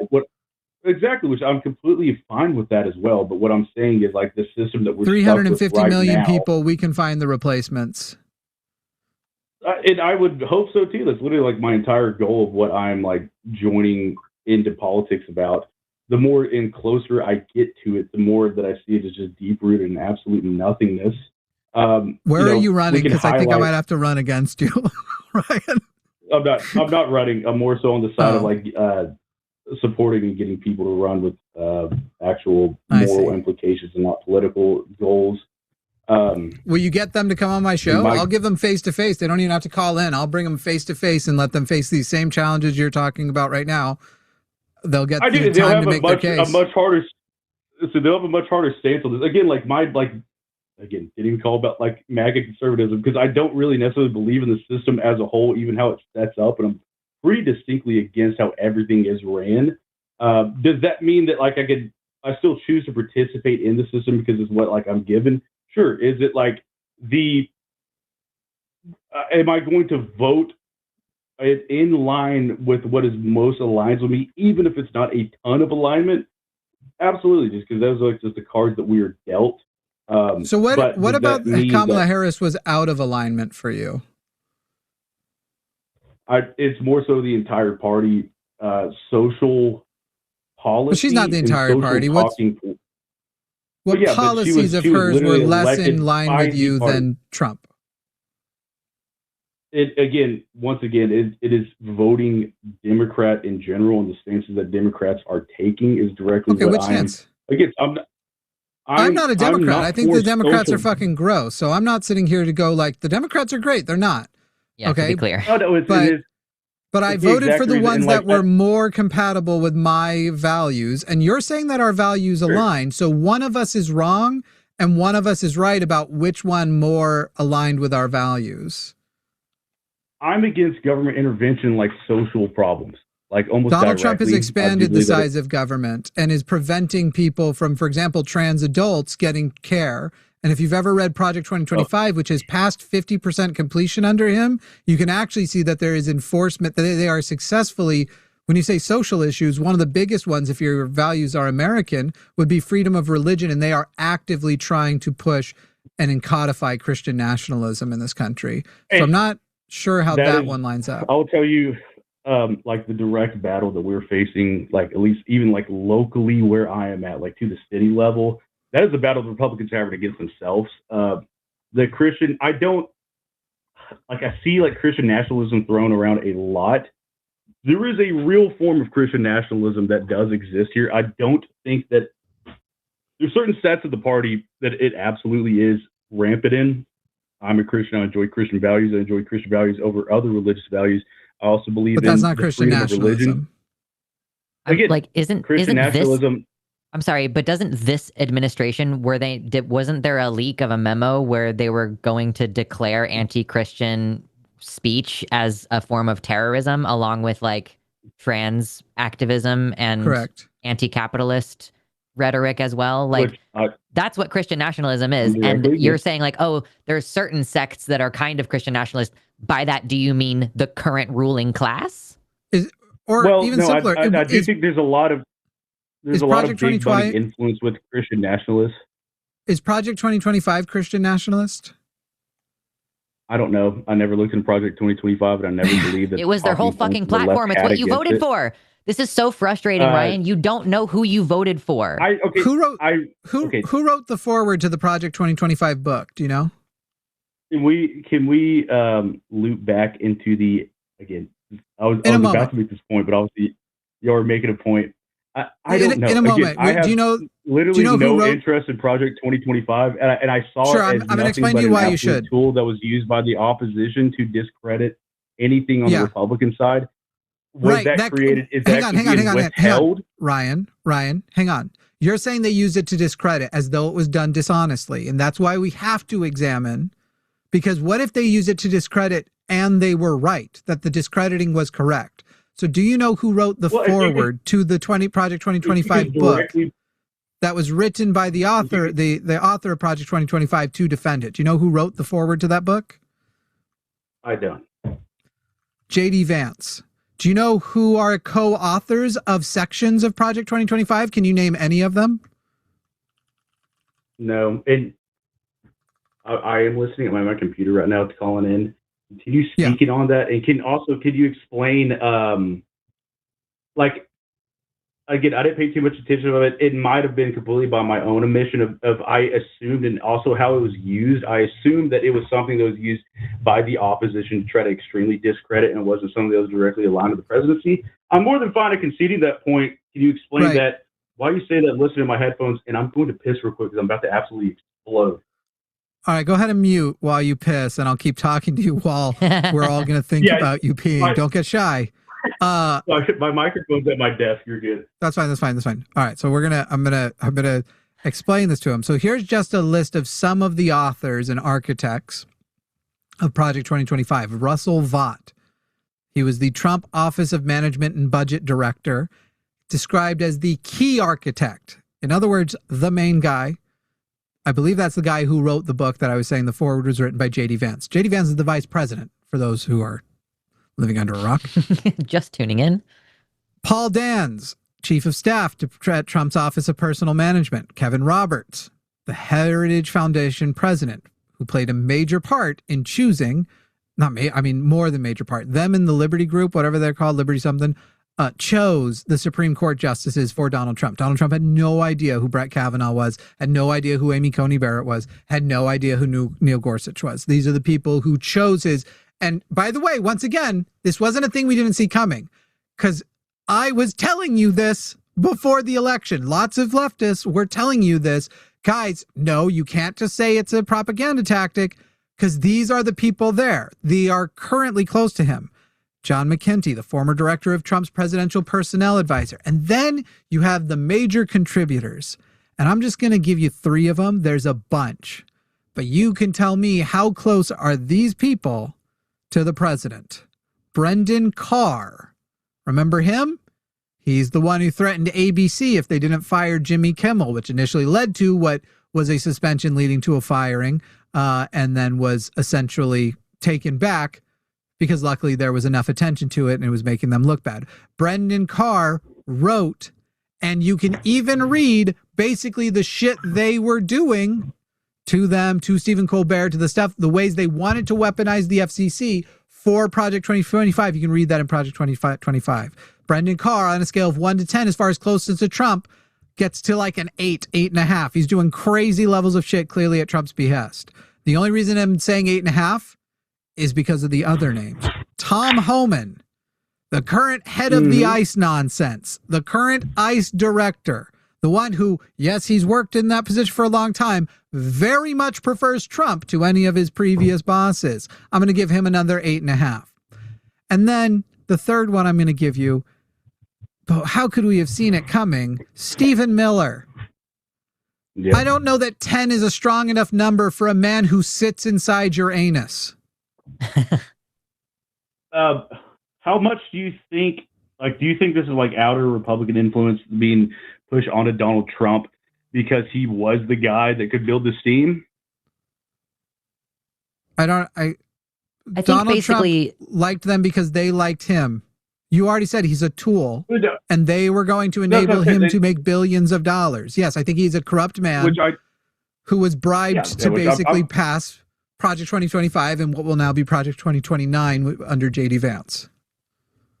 Sure. And again, that's like almost the exact battle that I'm trying to have in Texas. There's undeniably a lot of problems in the Republican Party. It is corruption and pedophilia. One of the 2 major political parties. And I would say as a whole, United States politics is a absolute cesspool that is probably 10,000 levels deeper than we can even identify. So again, like the Epstein files, the Project 2025 stuff, like those are easily identifiable. For how deep you think it is, it seems like my record of you're saying how deep it is and how much we can't understand, but this is as though I'm agreeing with you earlier that we couldn't have seen this coming. For how deep it is and how much I can't understand, I'm once again brought back to the fact that my ability to predict what these people will do has been extremely accurate, and you apparently were surprised by all their shit. No, and I did say before, like the entirety of like Trump being involved with all this stuff, the Epstein files and everything, there's no surprise for my part. Again, I have complete recognition but you won't commit to impeaching him over it. I mean, if there's a better replacement that's completely outside the system, sure. I just don't like if an impeachment happened, it's the same thing, but the JD Vance would be the replacement. The next exact same guy. I prefer JD Vance, and then you impeach him. Almost exclusively on like the stance of how well he is at speaking. That's a huge thing to me. That's like one of my main initial pinch points before knowing anything about Donald Trump was like the speaking ability really pissed me off. Also, right now I'm just talking about lack of worry that he's a pedophile. Would be so like JD Vance, and you said it depends on who the replacement would be, right? And we should impeach them if the replacement doesn't immediately remove Pam Bondi, for example, because Pam Bondi should be impeached also. Then whoever it is, JD Vance or anybody, I don't care if somehow they impeached him and Obama became president again. I don't like Obama anyway, but if Obama became president again, I'd still say if he doesn't remove Pam Bondi, impeach the motherfucker. I mean, again, fair point. But again, like I think me and you both have come to the conclusion of like it's everyone. It's everyone. No, I don't think everyone's willing to protect pedophiles. I doubt JD Vance is willing to do what Donald Trump did to the level of protecting pedophiles. Well, I would say like in the position they are now, maybe not. But if you get in the presidency if you were to be propped up by people in the way that you have to be propped up to get into the presidency, you're probably going to end up protecting pedophiles. So what you're saying is you need somebody who's not bought and paid for. You need somebody who isn't motivated by capital, but the social good. Somebody who's not so much for like a capital system protectionism, but a social protectionism. Something like Zoran Mamdani, someone like Bernie Sanders, somebody whose you can trust their self-interest to not come before the interest of the country. I do. I really do enjoy listening to Bernie Sanders. The only main problem I have with him is he is on like the highest level of rhetoric of anti-Trumpism, which is, again, I can't blame him. But no, he can go higher. He definitely is not strong enough, in my opinion. No, I'm much higher than he is. What I'm saying, the self-recognition of how worn out the topic of Trump's bad. Let me have this as my major talking point. It's like, okay, sure, dude. I can make that assumption off the base. I'm going to guess that your speeches I'm going to guess that your exposure to Bernie Sanders comes filtered through a news site, because Bernie Sanders' message, first of all, is not Trump bad. It's our fault. They voted for Trump because Trump might be bad, but he listened to them and said he would go for the things that we wouldn't say. Donald, I'm completely anything, in agreement with that. That's why I like him. Okay, but that's not what you just said about him. He doesn't have a Trump's bad. He has much more of a we're bad, and we lost. They didn't win. We lost. He undoubtedly. I've listened to a lot of Bernie stuff. I've listened a great handful of podcasts he's been on, speeches that he's done. But you said it's his primary thing. That's just acknowledging the truth as you've acknowledged. I might have said primary thing. But it does turn any potential opposition voter away from him, because it's just such a worn out topic. I think he should avoid it in totality, because it can be just ran off an assumption. Donald Trump, pedophile protector. Yeah, Donald Trump is the president of the United States, and he is causing damage, and he is killing people currently, and he's gonna fucking run again. Yeah. I mean, are you protecting pedophiles? It is essential. It is essential to criticize Donald Trump and to say he and everyone around him is a traitor to this country. They're fucking up the country. They are killing people, deporting people to countries that they've never been to, and putting them in concentration camps. It's insane to me that you're like, oh, I'm tired of Bernie saying how bad Trump is. Trump is terrible, and we should never stop talking about how terrible he is. He's going to try to fucking run for president again. Well, you keep talking about it, and every person who you could sway their vote has stopped listening years ago, because it's all that's spoken about. It's the only point that I'm making.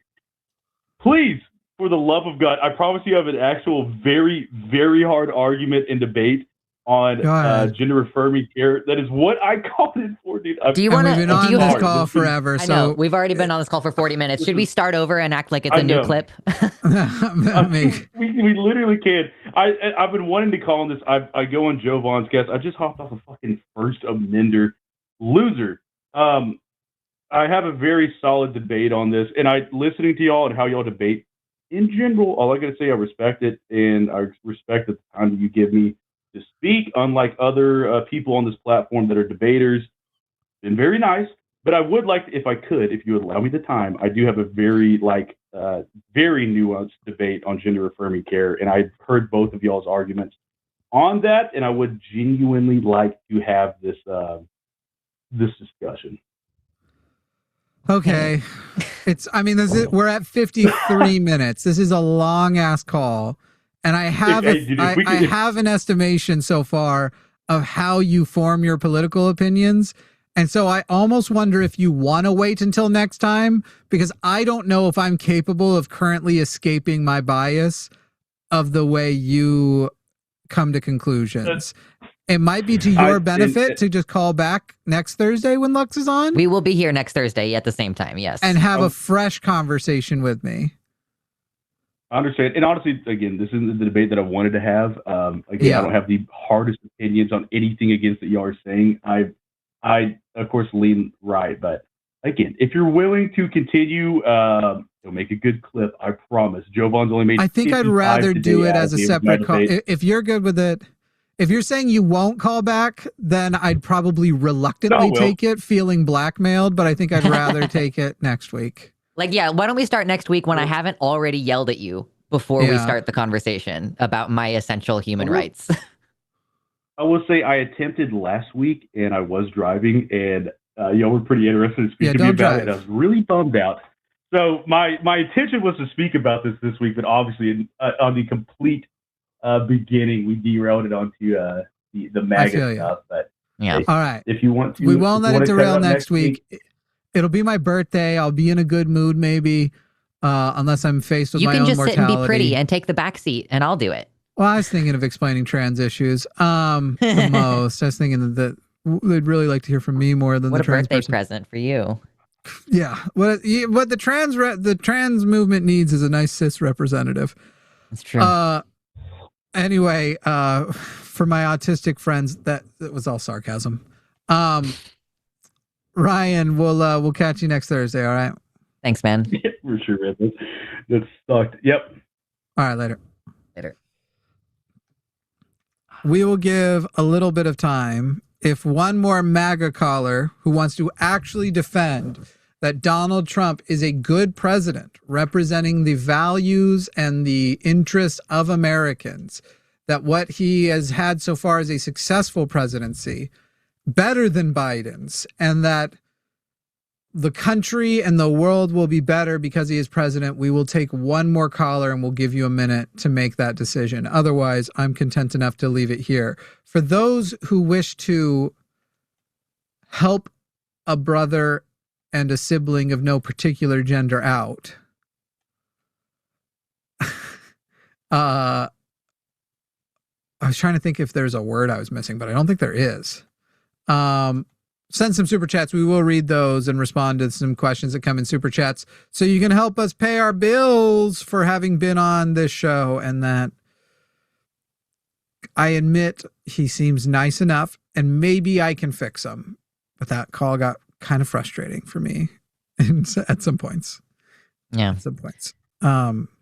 Anyway, MAGA, if you'd like to call and debate us, it'll be our last call of the night. 336-543-2101, 336-543-2101. Next up, Jimmy explains how it is to be a black trans person. I could do that. I'm going to need some time, though. I'm going to want 60 minutes. And it's especially important to me that be a longer period of time than if I have a black trans co-host. So I'll take 60. We'll give them a very charitable 10. Sounds balanced. Yeah. That's what you call white balance.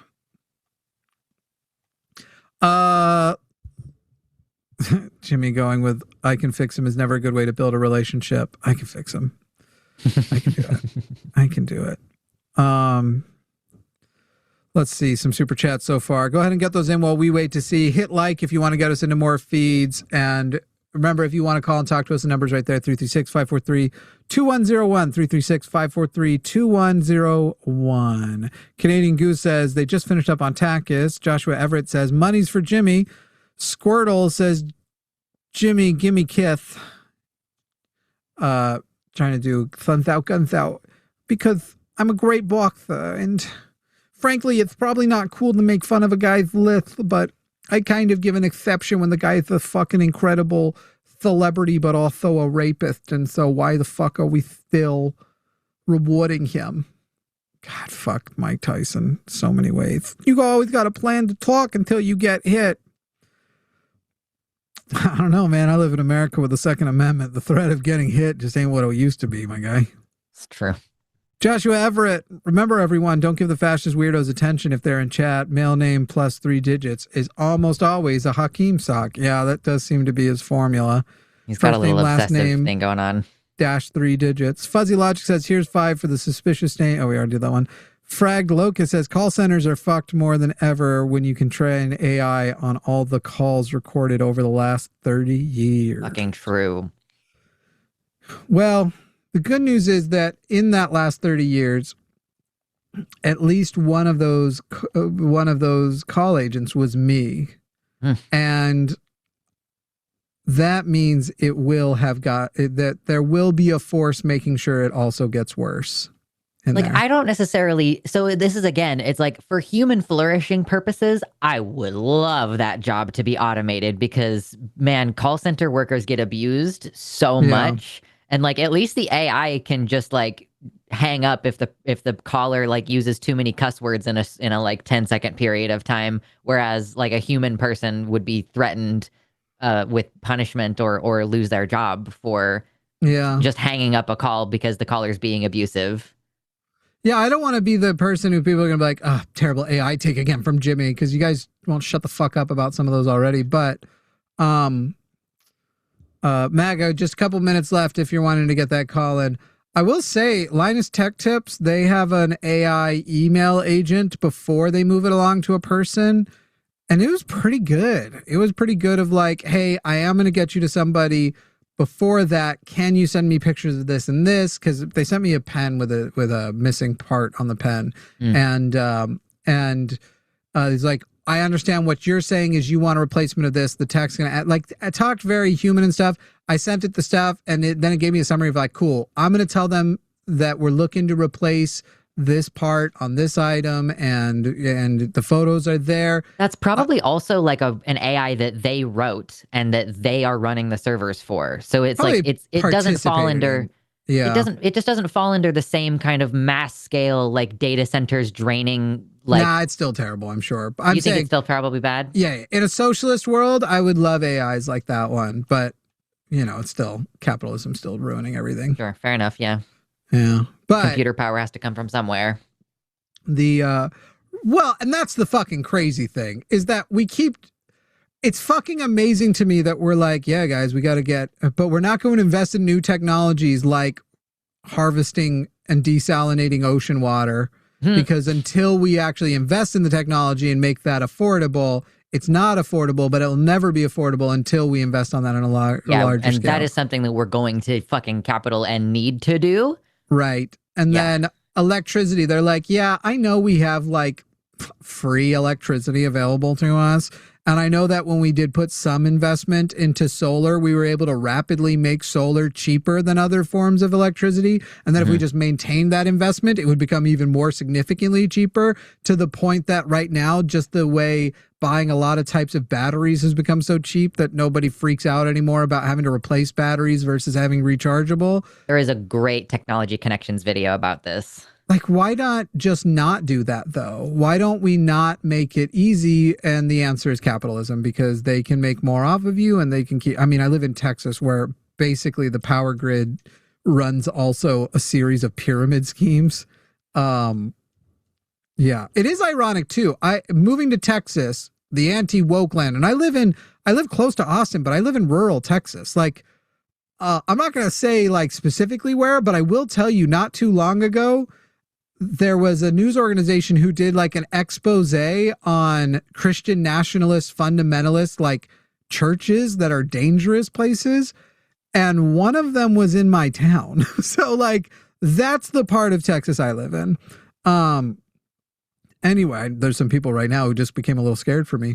Because you aren't positive that I'm not willing to go and agitate them one day to go and record myself challenging their bullshit. And I'm not positive I'm not willing to do that either. Anyway, what was I talking about? That's the town I live in. Somehow Texas, I get literally daily, not daily, that's a lie. I get at least weekly to twice a week solar salesmen ringing my doorbell. I thought solar was woke. This is Texas. Quit trying to put gay panels on my fucking roof. But this is the thing though, is like anyone with a like a Midwestern or like a rural view of like I know a good investment when I see one, and I'll make an investment and save money over time. Like solar is such a fucking obvious, it's free real estate. Like it's just such an obvious. But not the way these guys are trying to sell, for the record. Those things are scams. Sure. It's basically they're going to install panels that over the lifetime of them, you're going to end up paying for the panel, but you don't own them. The company that's installing them owns them. Yeah, and your electric bill will get reduced. Basically, they're going to reduce your overall electric bill and have you cover some of the costs of their manufacturing while they make money off of the electricity that you produce. It's going back into the grid. Yeah, fuck that. Yeah. It's a bunch of it's the door to door, and it's kind of one of those things where it's like, I guess fully knowing that if the net effect is still over the course of that time, you pay less money, you can make that evaluation and decide not to do it. Yeah. So if you buy a house with panels on them, you can do something like my brother did, which was made it a part of the contract of, okay, if I'm buying your house, those need to have been paid off and owned by you. So I am assuming them with no like lease, no anything like that. Yeah. It's my electricity it's generating. And that ended up being part of the deal. And so now he, without an increase to the price of his house, as far as he knows anyway, he was able to get solar power. I think, so obviously, like, you know, communism is like a hypothetical future after the US disintegrates. But as it is right now, like, I agree. I think I'm a pretty strong socialist because there's things that we do currently to incentivize solar, for example. Yeah. And we give like tax breaks to people for putting them on their house, or like we give a tax break to people who replace their windows with like more insulated windows or whatever. I'm definitely on the side of like, no. It's not a tax incentive. Walmart, every single fucking Walmart in the country is now required to have the entire roof, that entire blank amount of space. I mean, whatever, you get an engineer in there and like figure out where the vent needs to not be covered or whatever. But there's all this concern around using land that would otherwise be potential cropland for solar panels. And it's like, there's a million fucking square feet, millions of square feet on the tops of all these these horrendous buildings. So just use it. Or if you've seen the like parking lots that will have car ports, like car cover ports over the parking lot, and put them on top of that. Like there's all this empty fucking space. Just do it and make it legally required. Like, do not leave it up to like, well, if you decide to, if you want to. Like, I'm sorry. Like, I agree, I guess, with your positioning of like authoritarian rule by the people. Like, just fucking do it now. Yeah, and I mean, that's no more excuses. In theories, that's what they're supposed to be. That's what they're supposed to be. Right. It's not supposed to be like. Democracy still has an authoritarian force, but it is the democracy. Yeah. You don't like it's not so democratic that it's like, all right, we put this law into place, but because it's a democracy, you still got to choose if you follow the law. Yeah, no, for sure. That's what it's called. That's called being rich in a capitalist society. Being rich in a capitalist society is when you get to choose if you're going to obey a law. Like, oh, it's it's like I read a post of somebody who was like, I started dating a rich guy recently, and it was super weird. He parked in a no parking zone, and I told him he couldn't park there, and he said, yeah, you can. It just costs $150, i.e. the cost of a parking ticket. Right. Yeah. It's just the fine, which means it's a tax on poor people. Yeah, for sure. You guys are dicks. Oh, shit. Hey, we got I think one. we might have a caller. I was literally about to say, like, all right, well, that's it. Bye. I guess while the caller is screening, we're going to do more of we'll generally do the $5 and up ones, guys, here. Tiny Box Foxbone says, what Shane doesn't understand is that we'll absolutely sit. Oh, we said that. Sit in chat for just Lux and Jimmy. God's Sinner says, love that Shane thinks you need Shane's muddy as fuck boots on your clean floors. Spooky Metals had said, we literally had a cis woman that sang in the bass section in our high school choir. That's impossible. We can always tell. Rise Again says, if they've been in the country for years working, paying taxes, and with no violent criminal history, they're fucking properly vetted with a trial period. Yup. Rainbow Anna says, this guy is so wishy-washy, his skin is pruning. Hyde0991 says, Ryan said people complaining about Trump is boy who cried wolf, but that only works if the first complaints were wrong. Or the current ones. Like, literally, I'm complaining about the things he did while still telling you, and here's what's to come. But what he has done so far is enough to impeach the fucker. For real. That needs to be on more campaign banners. The phrase impeach the fucker. Do it. Space Barbarian says the so-called tech industry's idea of innovation is shittier versions of blogs and email that spy on you and force ads. Yeah. Kayun Kun says, Lux isn't here. Love you. Oh, there's Lux. Love you, Lux. Wish I could have heard you more. Can we get a donate $10 to mute Jimmy's for 10 minutes options? JK, love you, Jimmy. Go fuck yourself. Your passive aggressive joke does require another $15 super chat. I did have this funny thought recently about, like, sometimes if I'm on with like a more assertive person, like somebody said, like, I play bad cop when I'm with a trans person and I play good cop when I'm on with a cis person. And I think that's just like, it's easy to not interject, but sometimes I'm like, just in a joking fashion, like if I'm on with like you or Matt, like I feel like I should have the ability to mute you. Like sometimes I feel like I should. And I like, let me just produce those episodes. Maybe Matt, but look at the name on the door. But as long as you grab it, I don't think I'm bad at giving you the reins when you want it. No, it's fine. It's like, there's some, like you took a call from a guy who said he wanted to talk about gender affirming care and you completely ignored the prompt. And I was like, oh, okay. That's true. That's true. In fairness, I didn't mean to ignore it. It just went that way for that long because it was really a bump off of like his introductory stuff and trying to get more specifics. And I like to ask people about who'd you vote for?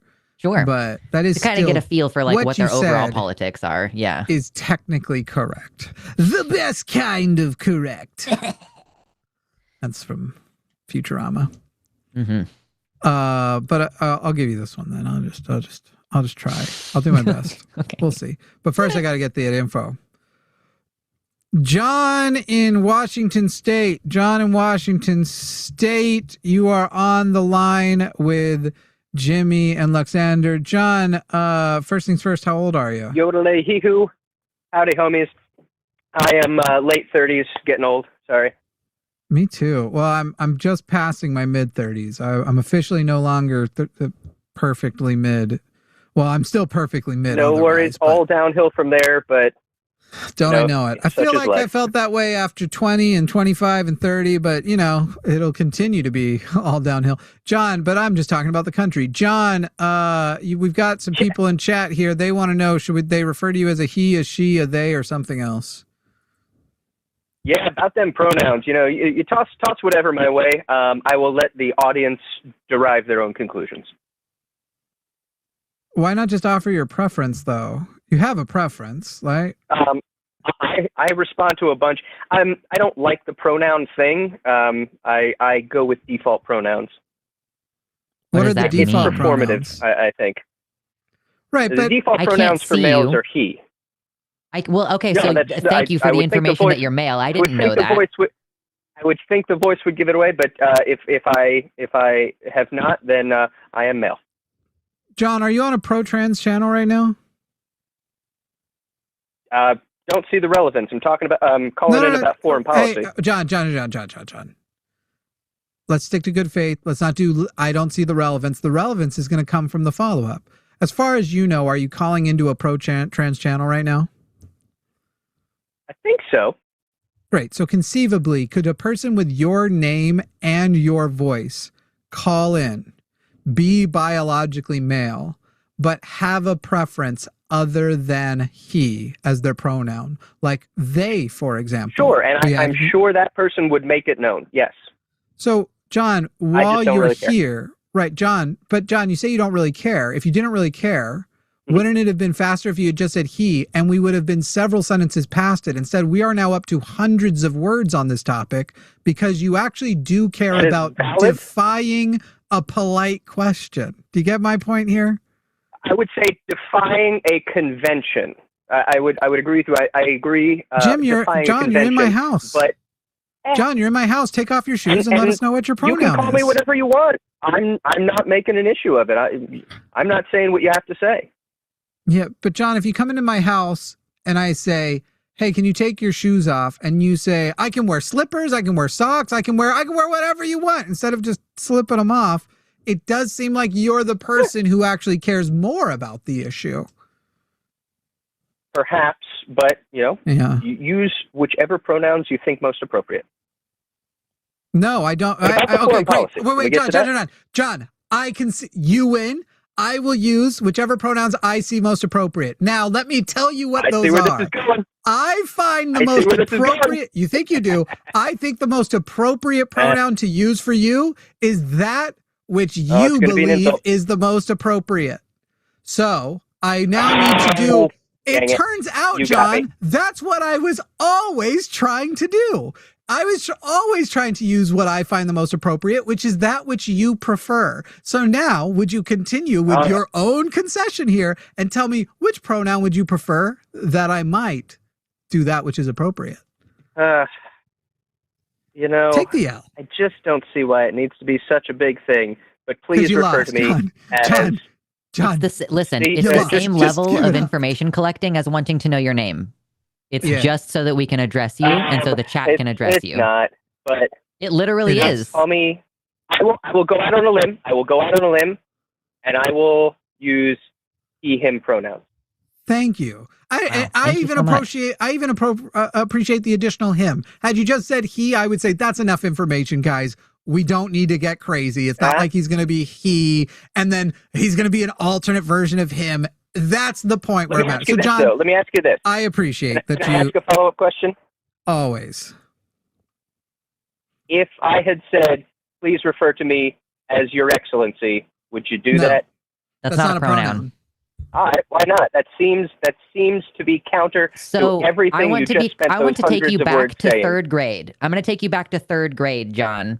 In a Schoolhouse Rock Can we talk about the foreign policy, though? So, I'm not done making my point. I'm not done making my point. Then you asked a question, and I'm going to answer it. So the thing about a pronoun is that it's meant to simplify language. It's meant to be a short term that takes the place of a proper noun. So calling you Your Excellency defeats the entire purpose of a grammatical pronoun.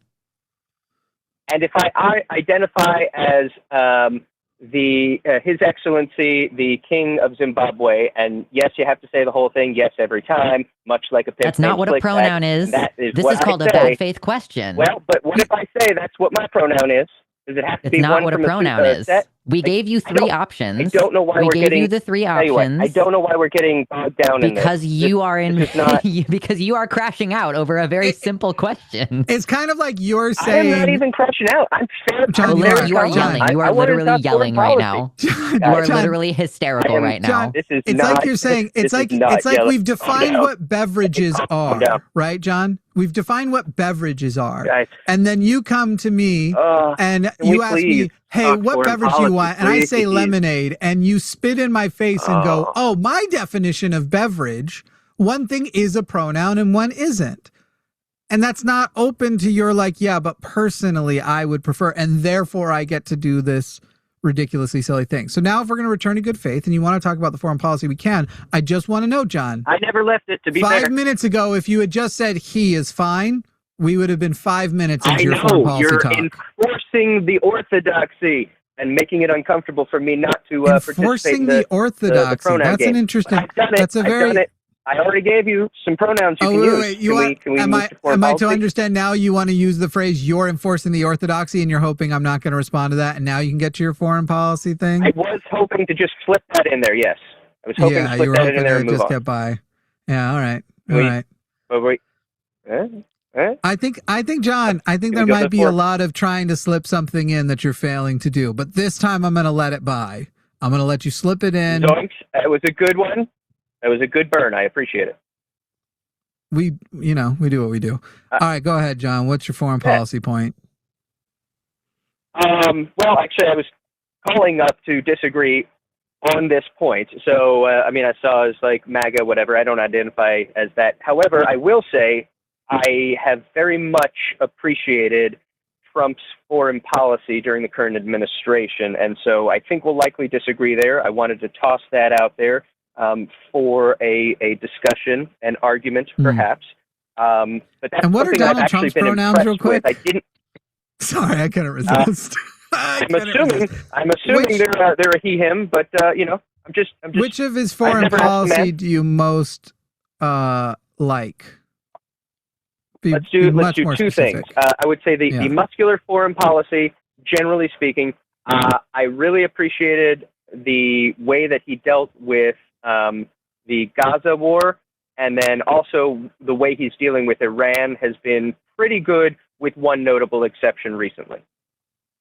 And so do we agree that the way he dealt with the Gaza war was to take all brakes off of Israel and basically empower Israel to do whatever we'd call them war crimes, just to do whatever they wanted to do?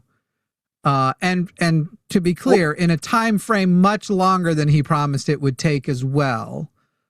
Is that what we're agreeing is what that policy was? We would not agree on that, no. We would not agree on that. I actually think he did apply.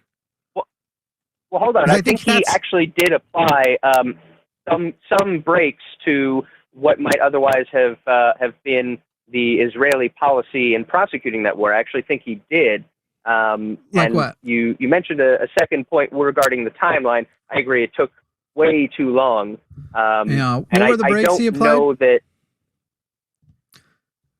So there were a significant number of times where he came out and he mentioned reining in the Netanyahu government and their. So we're not talking policy. We're talking things he said at a rally, right? So if you want to, I derive policy both from action and word, mostly action, to be fair. Let's go with just actions then, so instead of the things he said at a place. Let's just go with only actions. That seems like that'll simplify our discussion here.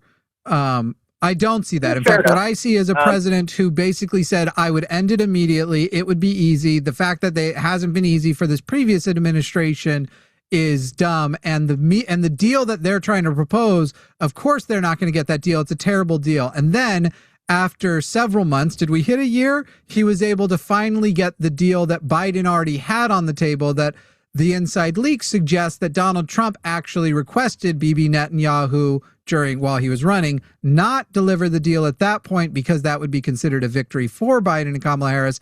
And that essentially the deal that they did eventually get was essentially the framework that Biden had already put into place. So that's what I see. Where am I going wrong? Can you elaborate on the deal that you are referring to? What are the details of said deal?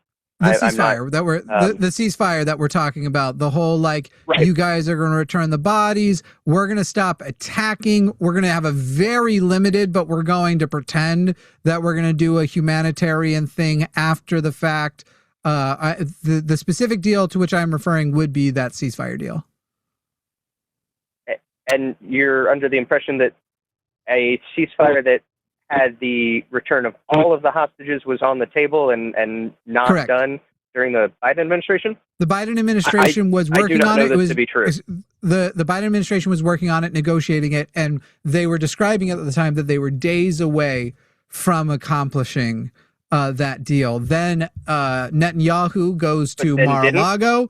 Yada, yada, yada happens, and suddenly Netanyahu is no longer down. So they do some little tiny temporary ceasefires. Israel violates those ceasefires. I can't prove it, but I suspect that it was because Trump wanted them to basically do his same level of normal propaganda of go ahead and violate it and say the other side violated it so we can make this look more volatile so that by the time I come in and seek a deal, sounds a little it looks like Biden's failed. That sounds a little conspiracy-ish. Except it doesn't because it's excuse me. The terrorists did not stop the war or return the hostages. So the only thing that you can say sounds a little conspiracy is that I am saying consistent with his tactics on everything else.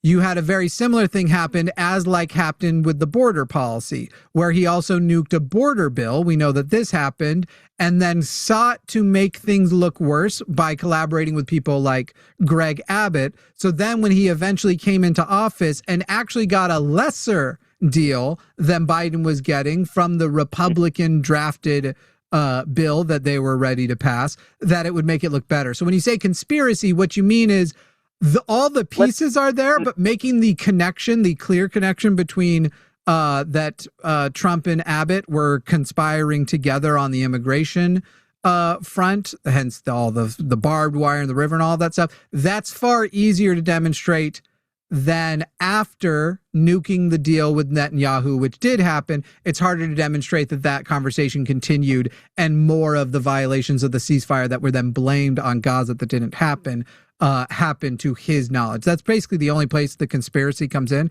It's arbitrary at best because whether it's true or not, the conclusion of what happened remains the same. Let's leave the border aside since we're talking foreign policy, but no. I wasn't bringing the border in for debate. I was bringing in to point out that what you're calling a conspiracy reflected actually consistency of Trump's character. You know what? I won't even argue the point. I don't think it's relevant because I'm more concerned with results. And here we have a result where all of the hostages were eventually returned, and a pretty what percentage decent of those amount happened of under Trump versus under Biden? Infrastructure was. I'm sorry. Say again. What percentage of the hostages returned happened under Trump versus Biden? Because it sounds like what you're saying is the final hostages came back under Trump. Do you know what percentage it was? I do not recall specific numbers. I think they had 50 or so remaining when Trump took office, if I recall correctly. Out of how many? Well, 251 were taken during the massacre and raping and murdering on October 7th. 1,200 and change were murdered. 251, I believe, is the number of hostages. Am I correct? Yes, 251 were taken hostage, and then you also have the bodies.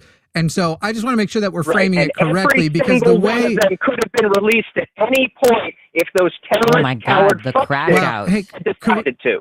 Could we stop yelling? Right. I'm sorry. That was a bit much. I just regardless of whether you're yelling, you need to move the microphone a few inches away from your face, because even when you're talking at a normal volume, it's clipping a lot and it's quite grating. I will endeavor to talk at a normal volume. I actually have a headpiece on, so I can't move the microphone. Great, John. It is very unfortunate that I got a little worked up over the murdering terrorist people. Right. I get worked up about it too, and I really get worked up about the fact that we had a terrorist organization emerge from an occupation, basically in defiance of an occupying force, and that terrorist organization, while known to be a terrorist organization, was financially supported by Bibi Netanyahu and the Israeli government in the years leading up to it. I find a lot of things about it frustrating. I find, what was it called? Was it Project Jericho? What is the thing called? The fact that actually the Israeli military were killing people, killing Israelis on that day to make sure that less living hostages were taken. Because it's that better. Sounds like a conspiracy theory, but can I ask a question? I'm sorry that you're not aware of it, because this is public information. This isn't conspiracy at all. Okay. Are you going to say Apache helicopters and the no, I'm not a transphobe. The doctrine that applies to military personnel potentially being put in harm's way in order to prevent their capture? I mean, you added a lot of words. You added a lot of words. I already said that the Israeli military were they were commanded to shoot and kill like vehicles that contained hostages that weren't in active combat, because it was better not to kill their captors because the captors are so dangerous, but it is better to not allow the opposition to have a living hostage. A dead hostage is better than a living one. Yeah. Anyway, so back to, may I ask that's a big anyway. That's a humongous anyway. But I agree with you. I cannot stand terrorists.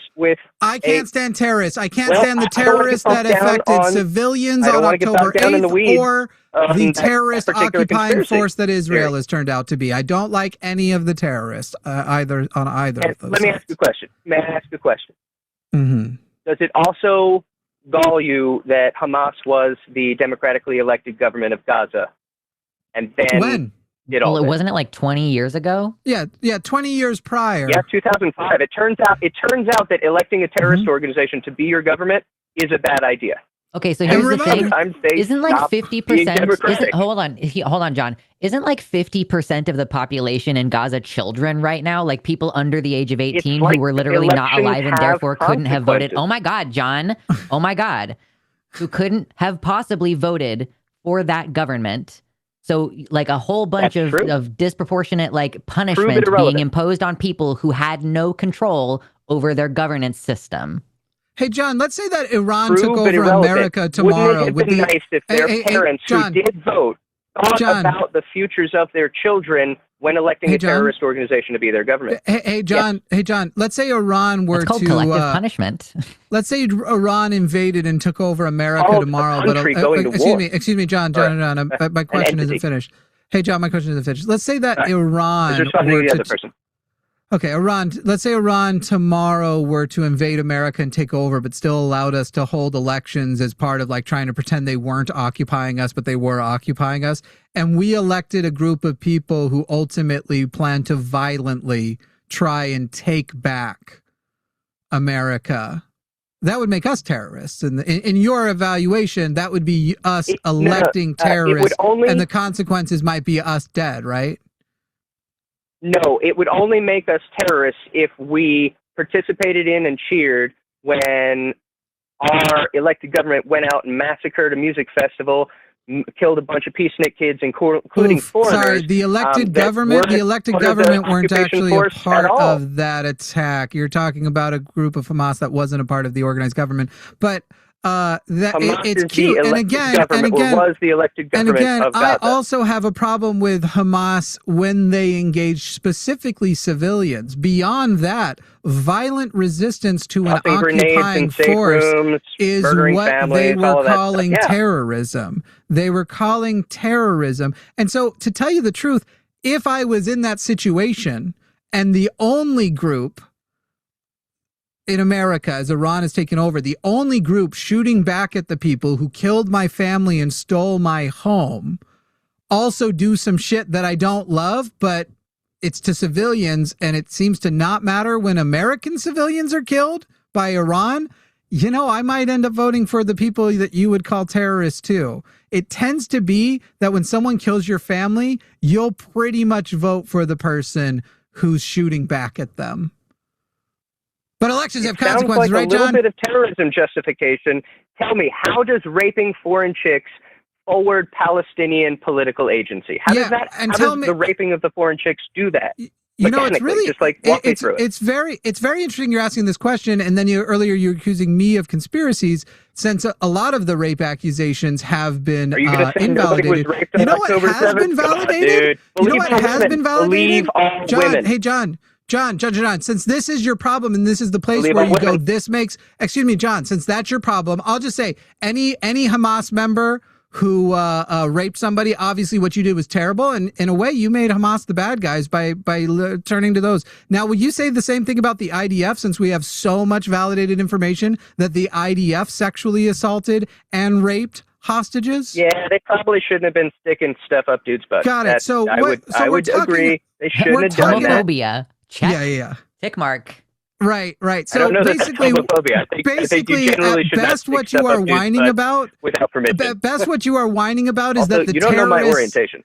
At the best that you are whining about, you can be gay and be a homophobe because you just did a homophobia. We were talking about sexual assault of women, and you brought up, they shouldn't have done gay stuff. Yeah, I mean, I was a homophobe for most of my life, and I was queer. Permission. What, you disagree with that statement? Come on. They were raping women and men, and you made it about gay stuff. You fucking homophobe. You're a piece of shit.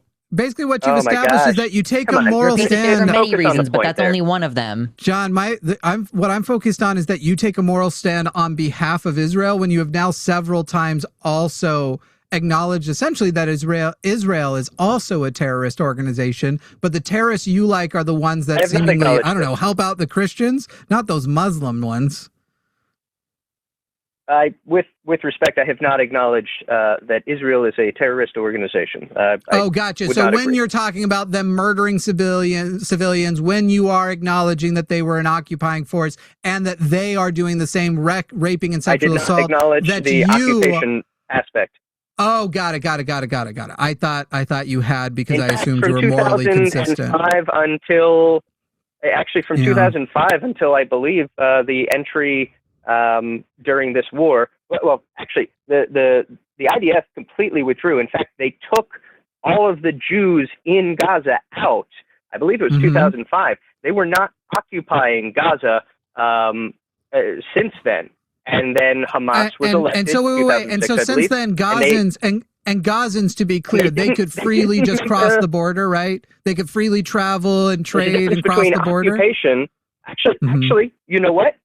Yes, up until 2006, they could freely cross the border. There were just like any borders, there were some checkpoints, but Gazans were going. They were working in Israel proper, and they were being treated just like Israelis. And there wasn't. Do you remember why the wall came up?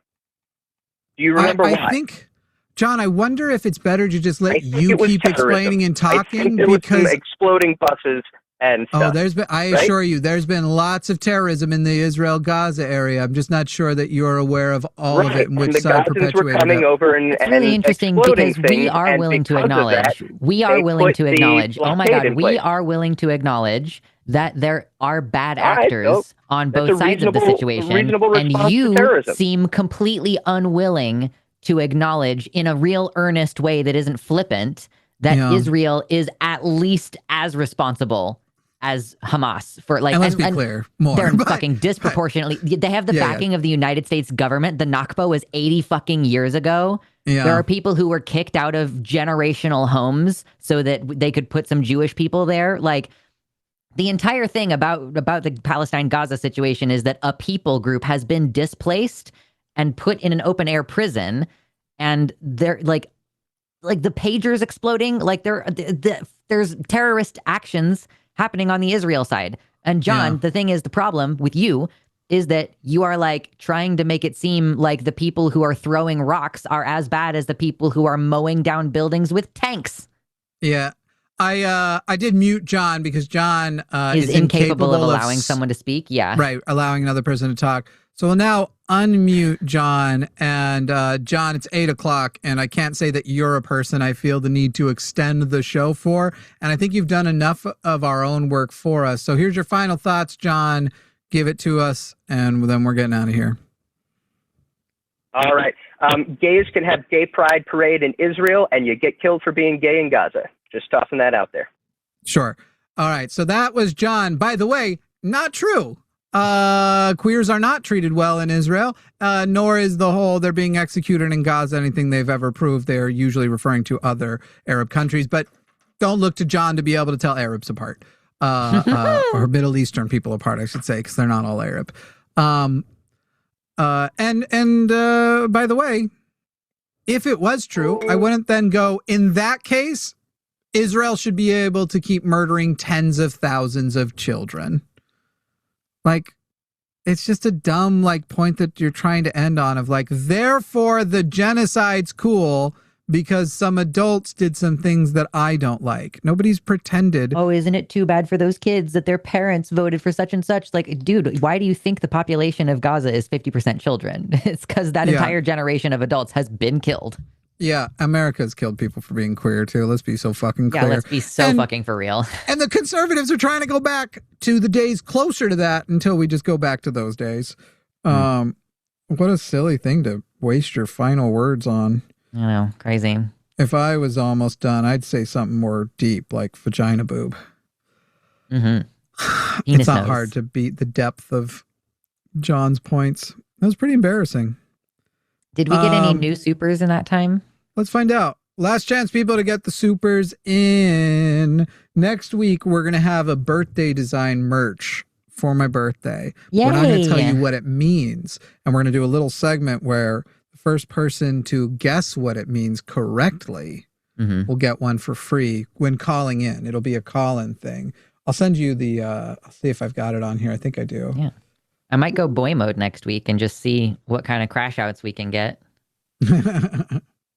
I like put my hair up and I'm immediately like, oh my God, I'm so androgynous. Literally hair up, hair down. It's like boy or girl.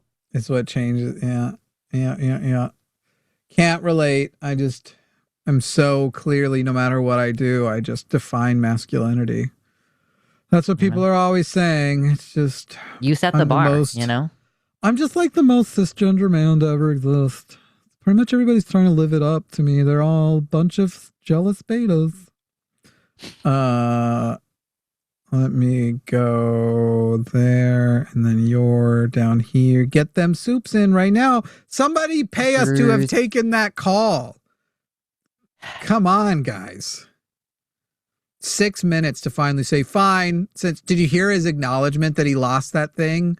I'll make it whatever you think is appropriate. And I went, oh, great.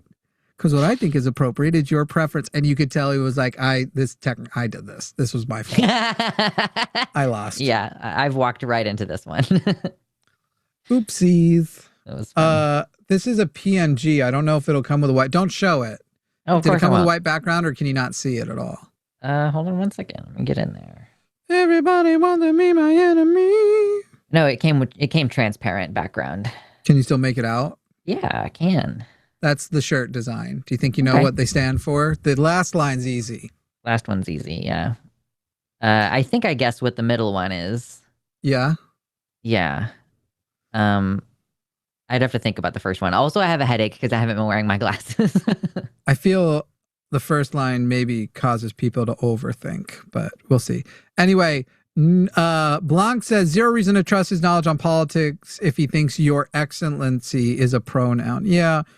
If you're going to have that strong of an opinion on something, you need to familiarize yourself with the opposition, that this is the first time you're apparently surprised by the information that your excellency is not a pronoun. If it's not a single syllable and only a few letters, chances are it's not a pronoun, guys. It is used to simplify language. Max says, John, you're exactly the same as every other transphobic piece of shit who's called before. Well, he thinks he's very special. Special boy. Abstruse Glitch says, what's y'all's opinion on Cat Black? She'd make a good Takis guest for a black trans person. So she wouldn't make a good guest, but not for why you think. Because I adore Cat Black, but because she doesn't want to. We talked about it a couple of years ago. I think I was probably, I would have been willing, and she did not feel that this format plays to her strengths. If we talked about it again and revisited the topic again, and she wanted to try it out even again, that does happen. There are wonderful creators who, once you get them on a call-in show, you're like, how did you become a creator? I'm not saying that's how it would be with her. Some people need time to script their thoughts out. Like, I get it. Some people are more of writers rather than speaking extemporaneously. I have the opposite problem where I'm like, I don't like my delivery of a scripted thing. Yeah. I like doing both, actually, but who can be me? So I basically, I wasn't going to pressure her, and so if she ever changed her mind, I adore her. We're friendly. We haven't chatted in a while, so I don't want to I would describe people as my friends that I just still am on good terms with, whether we've spoken recently or not. You have a Facebook friends level of like use of the word friend. Yeah, me too. I can text her right now. But I don't pressure people. If they don't feel that it would play to their strengths, I try not to be pushy about it and be like, no, you should give it a shot. It's like, if you think that we haven't already thought about bringing in like possibly the biggest and most well-known Black trans woman, you would be mistaken. Whenever I talk about like, we want better representation and stuff like that, as though I wouldn't have thought of like my friend never who people heard of can Cat see Black. publicly. We know each other. Like, of course. Yeah, I'm very, very fond of Cat Black. She's great. Okay, let's see. Where did I leave off? Lena says, Jimmy's masculinity has made me even more trans. I have that effect on people. Depending on, I don't know whether that was meant to be an insult or a compliment. Could go either way, but I'll take it. I just like to think that you're siphoning off the masculinity away from all the trans women. Oh, I'm stealing your masculinity. Yeah, but like in a good way. Yeah, I'm stealing it from cis people against their will, but it's a little blessing. Mm-hmm. It's a little blessing. Unless you come in with, if you come in with an open mind, I'll turn you trans. That's the thing. That's why parents aren't letting their kids watch our show. That's how kids become trans. Mm-hmm. Joshua said Jimmy makes hating him hard to do. Au contraire. The number of people who have found it strangely easy. Not one of you wanted to tell me my bar lights weren't on. God, you traitors. Oh yeah, I didn't even notice. My bad. I didn't either, apparently. Okay. You look good in a void. Thanks. I mean, they were just off. You can still see them. They're not that off. They're barely different. They're just gray now. Oh, okay. I see it now. Okay, yeah. I'm just not looking very closely. Again, no glasses.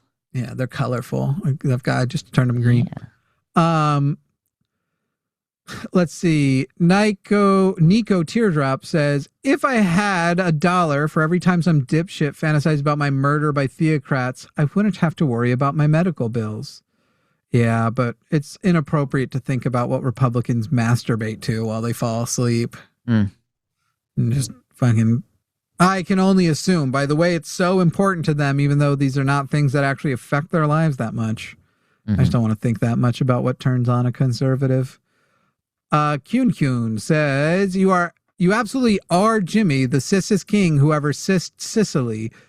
Keep strong your Sicilency. That was a tough sentence to say. That was interesting. She sells seashells by the seashore moment. A little bit. Yeah. Kyun says, and it's pronounced like Q, but with an N at the end. Oh, I guess I'm doing better now. You did said it right. Kyun. Yeah.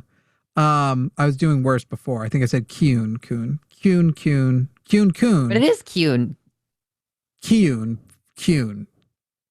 They're like saying Q. like Q. Kyun. I add something to the Q and then an N, and I was saying Kyun. Oh, I see. You added a syllable. Okay, cool. It is spelled that way. Anyways, did I add the syllable or did whatever language that is? Your English understanding of whatever that language is. I'll have to get you the last 5 to 15 next time. That's funny. Because of the joke from earlier. I think it's Japanese, and I did take for a period of time, a Japanese class. So I have studied Japanese a lot for a person who's never taken a class. Right. It just makes hentai easier to watch. Okay. Lena says, I'm hent anime, guys. I get them confused. My dad, when I was dating this person years ago, I was like, yeah, she's cool. She's into blah, blah, and she's into anime. And he's like, isn't that drawn pornography stuff? And I was like, no, it's just cartoons from Japan. Yeah. Now, if I had been fully honest, I would have said, she is also into the drawn porn stuff, though. We like to watch it together. But I didn't. Just help ease your dad into an early grave. Well, again, now I'm interested in his longevity merely to know, since he doesn't really affect my life so much anymore. So I'd like to know, like, when should I wrap it up? What's going to get you? Yeah. Right. When should I be like, all right, it's time to... Statistically, a heart attack. Yeah. Which generally how that works. I think he might have had one a year or two ago. I don't know. I feel like by the time we're in our 50s and 60s, surely monitoring for clogged arteries will be arbitrary. Like it'll be easy. Routine. Yeah, I hope so because of all of the COVID. And I can't get high cholesterol now, basically. The medication that I take of your diet. to form my poos, it just gets rid of all of it. Man, that's crazy. It's basically a free cholesterol medicine. I'm eating so many beans and fish right now to try to get my cholesterol down. Cholestyramine. I know. Lena Langton says the prior super chat is whatever you prefer it to be. Well, I prefer it to be whatever it is. So you Which still is have what to you prefer. Yeah. Did you not learn anything from the John call? Kayla says, I don't know how you didn't address his so you support rapists, believe women, and not mention Trump and Epstein. Well, Kayla, things go fast. He was saying a lot in succession. That's a good point. If you're going to talk about so you support rapists and calling Hamas and Gazans and the resistance to occupation in general rapists, it probably still is most appropriate to focus on the rapists that are their opposition in the IDF. But I feel you. Once we got back to Trump, if we had, if something about, it would have been interesting to be like, how do you feel about that job Pam Bonnie's doing and Donald Trump's interactions with Bible? And by the way, earlier you said you're anti-rapist, but what are you about Trump? Misha says Jimmy siphoning masculinity like some kind of queer vampire makes a lot of sense, actually. It's why weird cis dudes are so emo when talking to him. They can feel themselves getting less masculine with every word. I don't know. Yeah, I didn't notice. John got pretty hormonal at a couple of points there. I know, he got a little hysterical. I was worried. It's like you can't let your hormones just like run your life like that. You need to maintain being reasonable and logical and stuff. You got to like get those hormones under wrap, That's fun. Bye. Later. Oh, wait. Lena says Jimmy turned supposedly masculine MAGA types into crying little girls on the red. Reg. Thank you. I think that's true. Okay, bye.